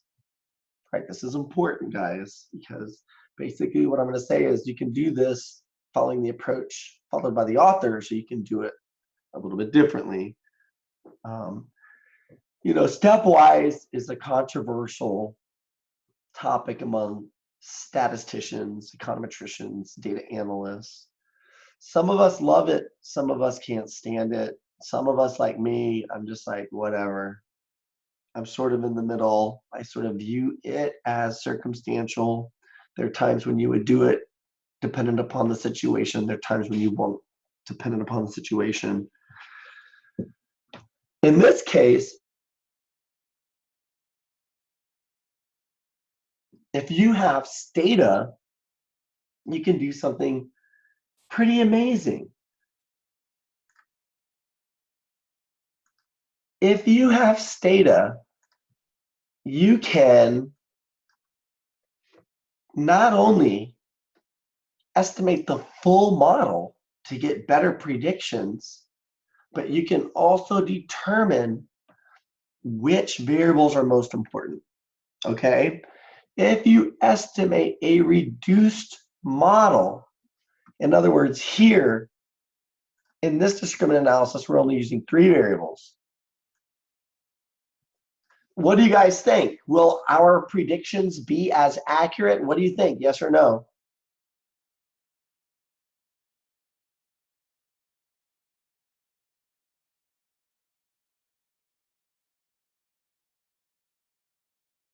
The answer is, well, maybe. Let's run the model, okay? I'm running the model, and look at my classification matrix. Of the 60 people, I misclassified 8. How many did we misclassify before of the 60 customers? Firms. These were firms, not people. Ah.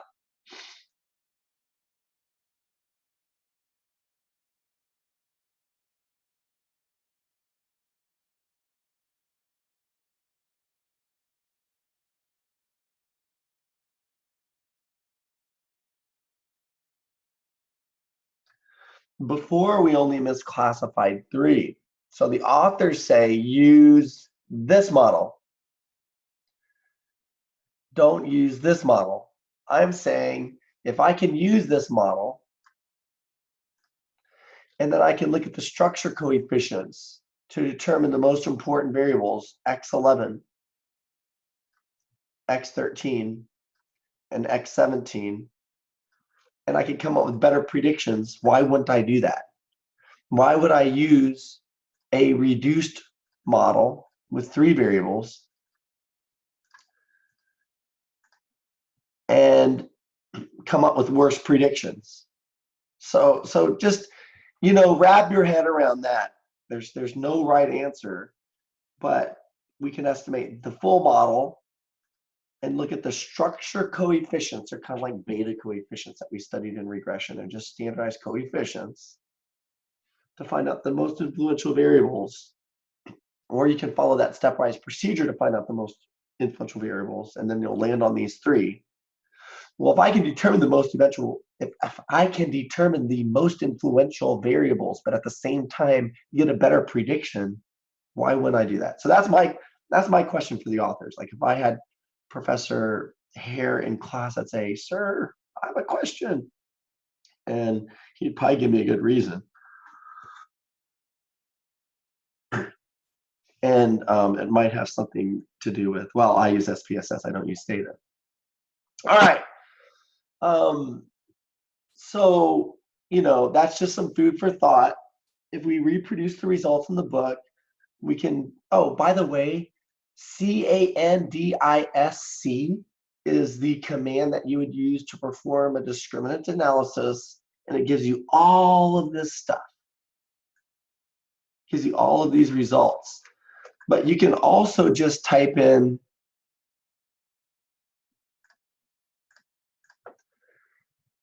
discrim, okay? So discriminant using the command discrim and the command CANDISC are the same. Discrim, LDA, linear discriminant analysis, is the same as CANDISC. It's the same, you get the same results. The only difference is after you run the command discrim, you have to ask for all of this other stuff. You have to ask for all the goodies separately. So before, we talked about the centroids. The group means on the discriminant functions are given to us automatically. if we use can disk. The structure coefficients are given to us, but if we don't use can disk, then we have to ask for them individually, I believe. So let's use the discrim command. And when we use discrim, and we would do it, meaning if we just want to do the prediction, we get the classification table. And that's sort of how the book goes. I mean, it culminates in the classification table. Any questions so far? I'm going to explain this output in more detail here in a second.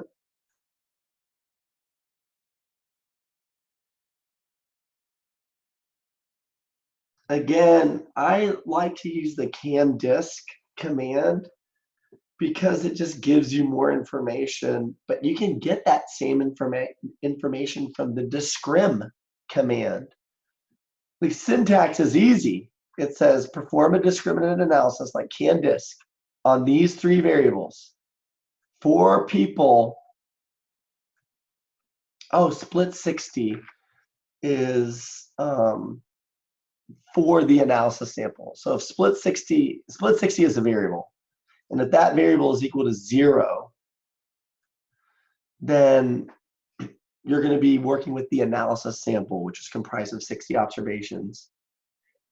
So I'm saying perform this discriminant. If we had all 60 in the data set, we wouldn't need this if command, but we have 100 in the data set. So I need to tell Stata to reproduce the results in the books that we're using, or just the book that we're using. I need to tell Stata to do this analysis on a reduced number of observation than what's currently in memory. So if I put count if split 60 is equal to 0.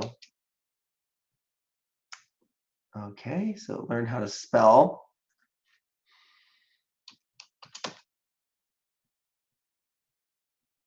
Okay, still can't spell. Do you guys see that? Count as split 60 is equal to 0. 60 people, 60 customers, 60 firms. But if I just type in count, I get 100. And if I want to list ID X for, let's say, one of the discriminating variables,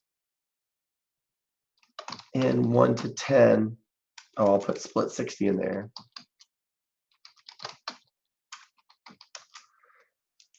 So this is, split 60 has some zeros and some ones.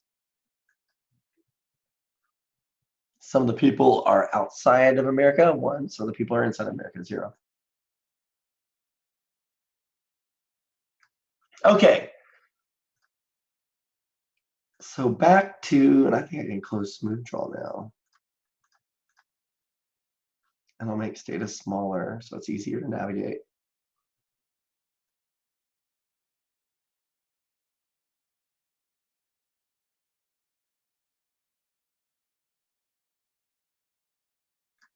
All right. So we're just going to reproduce the results in the book. And I'm going to use discrim LDA, and I'm going to sort of show you bits and pieces of what Stata provides. But if you want everything all at once, you do can disk, which is canonical discriminant analysis. You just type it help can disk. And it's easy. You just type in that and the var list, and then tell Stata after a comma what your group variable is. In this case, it's X4. Stata will do the discriminant analysis. It'll easily do the discriminant analysis, but it needs to know the groups. I need to know if you're in group 1 or group 0. I need to know if you're outside of America or if you're inside North America. Okay, moving right along. I mean, how easy is that syntax? It's doing something so complicated. So that's why we lecture for hours in addition to showing you the code, because we really want to build your intuition. And if you read the book and hear the lectures, and then practice with the code, you're going to get out there and you're going to be productive. So the first thing that I'm going to ask for is loadings. If I go into discrim LDA post estimation, these are all of the things that I can ask for after I run an analysis. And I'm going to ask for loadings. And this gives me my discriminant function coefficients. So I'm tempted to say, for 5 points on your first test, what are your discriminant function coefficients? I'm tempted to ask that question, but I'll just go ahead and ask the question. What are the discriminant function coefficients? What do you guys think?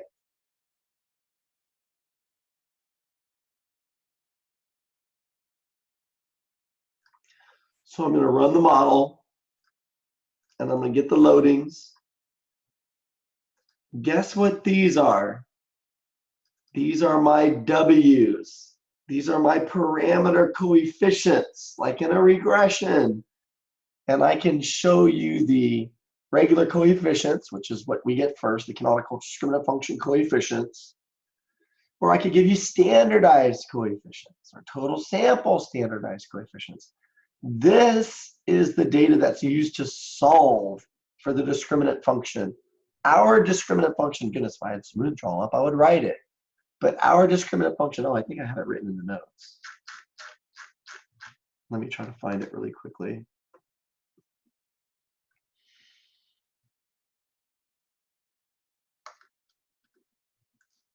So our discriminant function is this. That's our discriminant function. That is the A plus W1x1 plus W2x2 plus W3x3. X1k, X2k, and X3k. Well, here it's X11k and X13k and X17k. The k's are individuals. We have one discriminant function. This gives us our D score, our Z score, our discriminant function score, or our Z's, the discriminant function value. That's what these are used to obtain, the actual values, and I can get my cutoff score. And then I can use those values in the cutoff score to construct my classification table. But this is the cool thing. Stata does all of this automatically. It'll just give you the classification table as you already saw. So we could not only get this stuff automatically, but we can ask Stata to predict the probability of each firm in our sample, the probability that that firm is going to be in a particular group. Stata gives us that automatically. And then I can ask Stata for its prediction, its group prediction. And then I can actually compare what Stata predicts to what actually is to pinpoint the misclassified observations. And then I can look at that information and see if I'm doing things right, or just I can look at that information to further reflect on my solution. Pretty cool, right? We're almost done.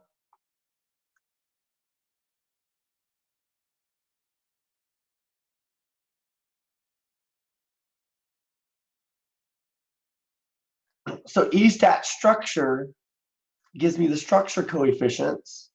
Now, if I run the full model and I ask for the structure coefficients, then that helps me determine the variables that have the biggest effect.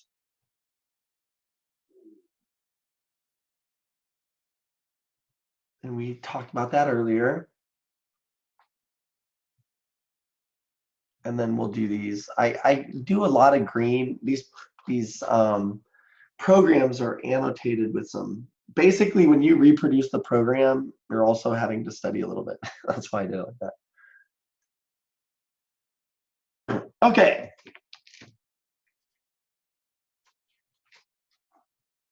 Moving right along.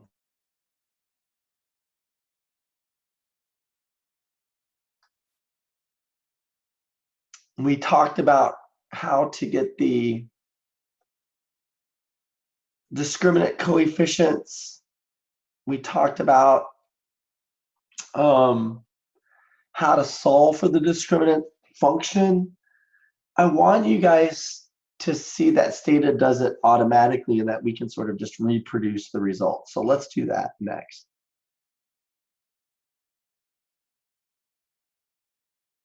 And again, if we don't want to do discriminant and then ask for the loadings and then ask for the structure coefficients all separately, we can just type in that one command and it gives everything to us. Not only does it give everything to us, it tells us whether our function is statistically significant. Remember, we are using X11, X13, and X17 to create a variate. And then we're going to look at that variate, the value. We're going to get z-scores for every firm in our sample. And then for every firm in America, I'm going to look at the average variate, the composite, the d-scores. I'm going to find that average. And then for every firm outside North America, for x4 is equal to 1, I am going to look at that mean discriminant function score or z-score. And then I'm going to compare those means, and I want to know if those means are statistically significant. I want to know if my model's good. I look at this F value and the P value. So if you look at this little table here, you'll see the function 1. So my discriminant function, let me change the font size. I probably should have done this before I started today. But you're following along, and even if you can't see it perfectly, but now you can see it better. And Vanessa, I think Vanessa is the one who taught me how to change font size. Was that right, Vanessa? I think you did that for me, if I remember correctly. Anyways, a student showed me that you could change the font size in the Stata window, which is cool. All right, so for this discriminant function that we used to get the z-values, is it statistically significant? Look at that p-value. It's tiny, tiny, tiny. Large f value. It is statistically significant. Well, what does this 0.7495 mean? This is my canonical correlation. When I square a correlation,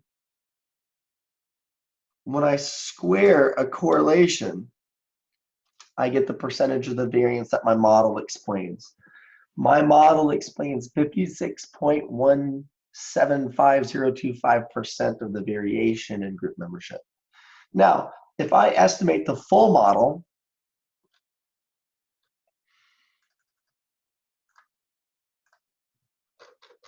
and I get everything, I get a canonical correlation coefficient of 0.8401, and when I square that, I get 71%. So again, I can use my full model, I can get a better classification table, I can explain a larger portion of the variance, and I can determine by looking at the canonical structure correlation coefficients, the most important variables. Just estimate the full model, folks, is basically what I'm saying. Beware of stepwise. You want the best predictions. You want the best predictions, and you want to know what matters. Do both. Do both. Okay? Do both. I don't want my bias to, seep in too much. Okay. So let me show you how we can get the discriminant score for each customer in our sample, or each firm. Remember, this is HBAT. We've got customers, we're a supplier, these are organizations. So for each firm, I run the discriminant analysis. Okay, so this is really how easy it is. Let me just find out. Okay, here I am.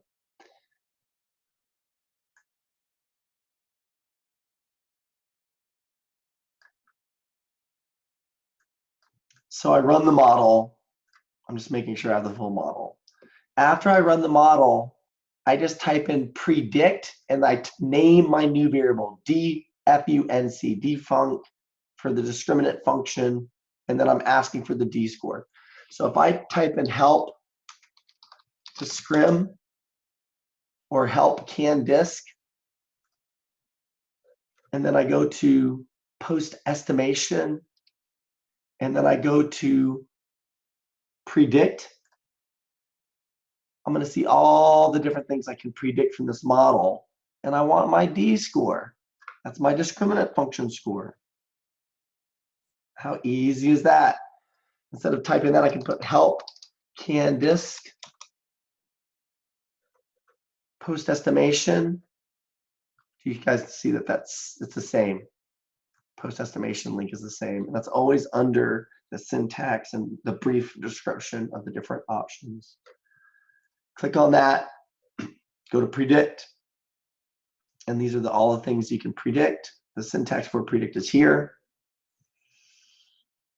And you can get a bunch of good stuff. But that's it. I just said, but that's it. But my voice cracked like I was going through puberty or something. Okay. So that's how we get the D scores. I told you how to solve for them. You solve for them using these discriminant function coefficients. So let's manually predict. So I created a new variable here named defunct. And then I've got my manual prediction of defunct using the coefficients, the W's. So I'm going to run those. And then I'm going to browse. And then goodness gracious, they better be the same. Go over to my data. And then I see my manually predicted discriminant function values are the same as my discriminant function values.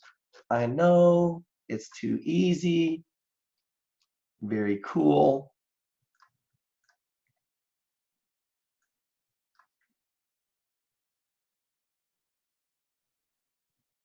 And you guys still see my screen, right?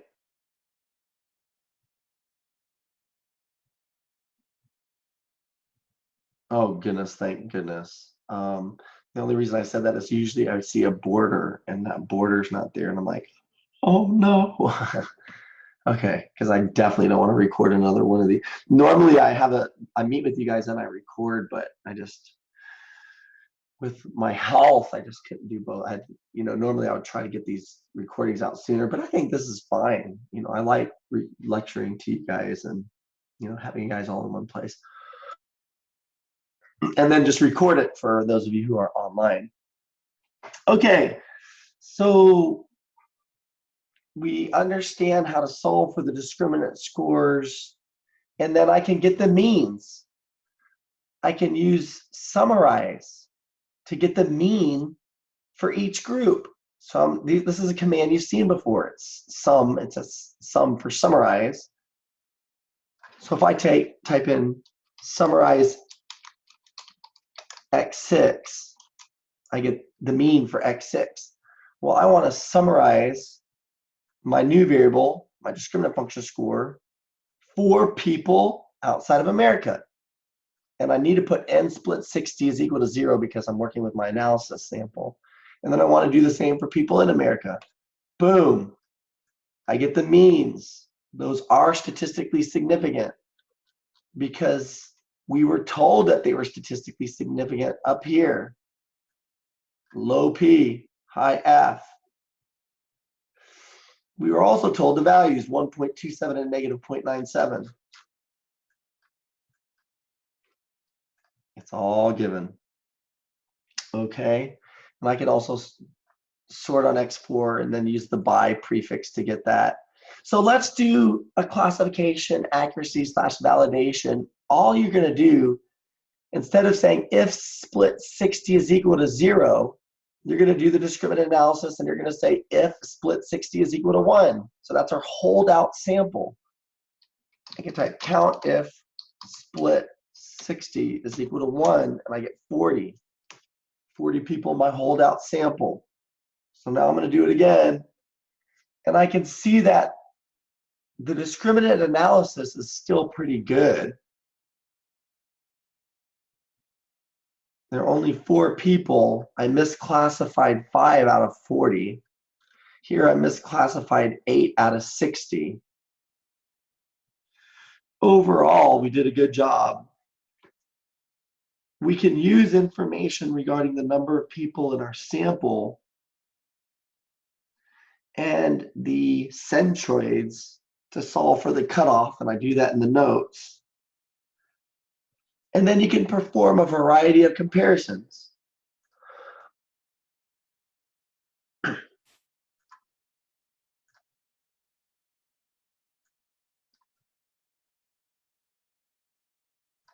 Okay.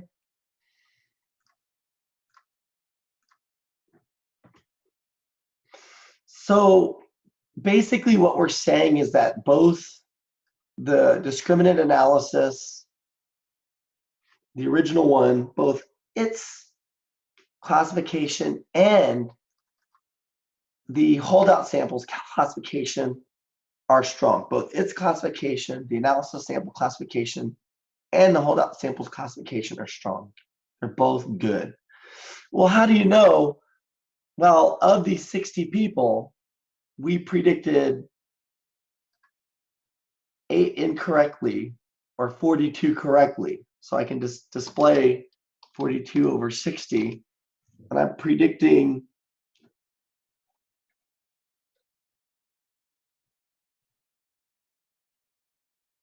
hold on one second.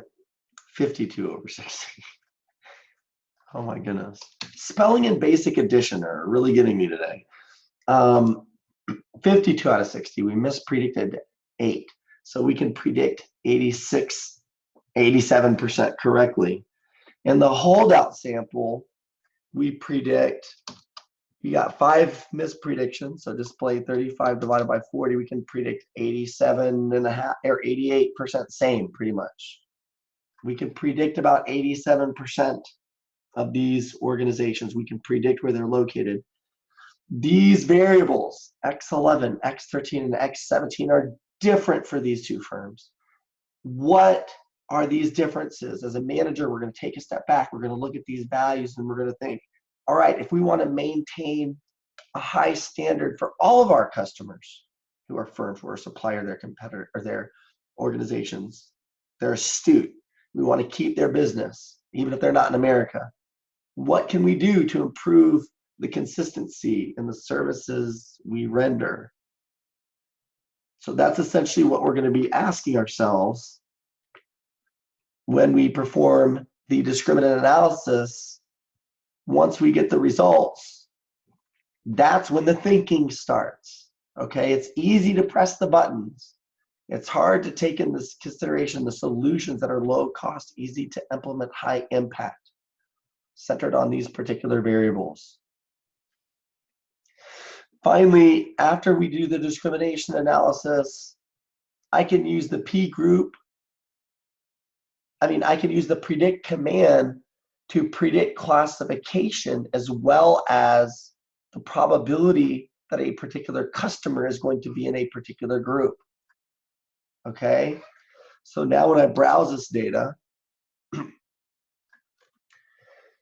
I can see the predicted class and the predicted probability, and I can compare the predicted class to the actual group membership value as revealed by X4 to see if I have misclassified observations. So I'm going to run the analysis on my analysis sample, and I'm going to run this command browse, or I'm sorry, I'm going to run these commands to make sure I have the predictions, and I do, they're in there. If you run these again, you're just going to get errors. It already exists. It's already defined. So now what I want to do is browse, and I want to see these variables only for organizations in the United States, and when the value for the predicted class is different than the value of X4. That's all that I'm saying. Exclamation equals means does not. So when P class, that value does not equal X4. When the value of the variable P class does not equal the value of the variable X4. So let me say this in English, okay? Look at ID X4, the predicted class and the predicted group variables. If your firm's are in the United States or in North America, and the predicted class does not equal to their actual class. Basically, what we want to do is see the misclassified observations. And then boom. How many? There are 8 of them. And then I can maybe try to understand how these are different. But that's it. Now we can run this whole program, do a nice legitimate discriminant analysis to predict group membership. I can use this information in so many different ways in business. I can use this to write really cool articles. Not a lot of PhDs know how to do discriminant analysis. Ask your friends who are professors, hey, do you know how to do discriminant analysis? And they're going to look at you like you're crazy unless they know. And then they're going to be like, wow, you guys are learning that? So now you know how to do it. You can predict group membership. You can do it for dependent variables with more than 2 groups. And you can determine which variables affect or have the biggest impact in your prediction. That's discriminant analysis, folks. Any questions before we say it's a day? No, sir. Oh, I'm sorry if my cough cut you off. Go ahead. Just said no, sir. Oh, okay. Oh yeah, I was gonna tell you guys, I've got your project forms. I'm gonna email these out to you. You know, this class is a little bit different. I would say the other class is probably more mathematical, and this class is a little bit more, this is how you do it and interpret it. And we look at so many different techniques. I mean, the other class is all regression. This is a bunch of different stuff. So here's your other project report form. I'm gonna zip it out right now. Aside from that, it was great speaking with you guys. And if you have any questions or if you need anything, please feel free to reach out, maybe through email, because goodness gracious, I can't speak. Thank you, Adam. All right, you guys. Thank you, Adam. Have a wonderful rest of your weekend. It's early, it's Saturday. Have a good weekend, Professor. Thank you, sir. Thank you. You too.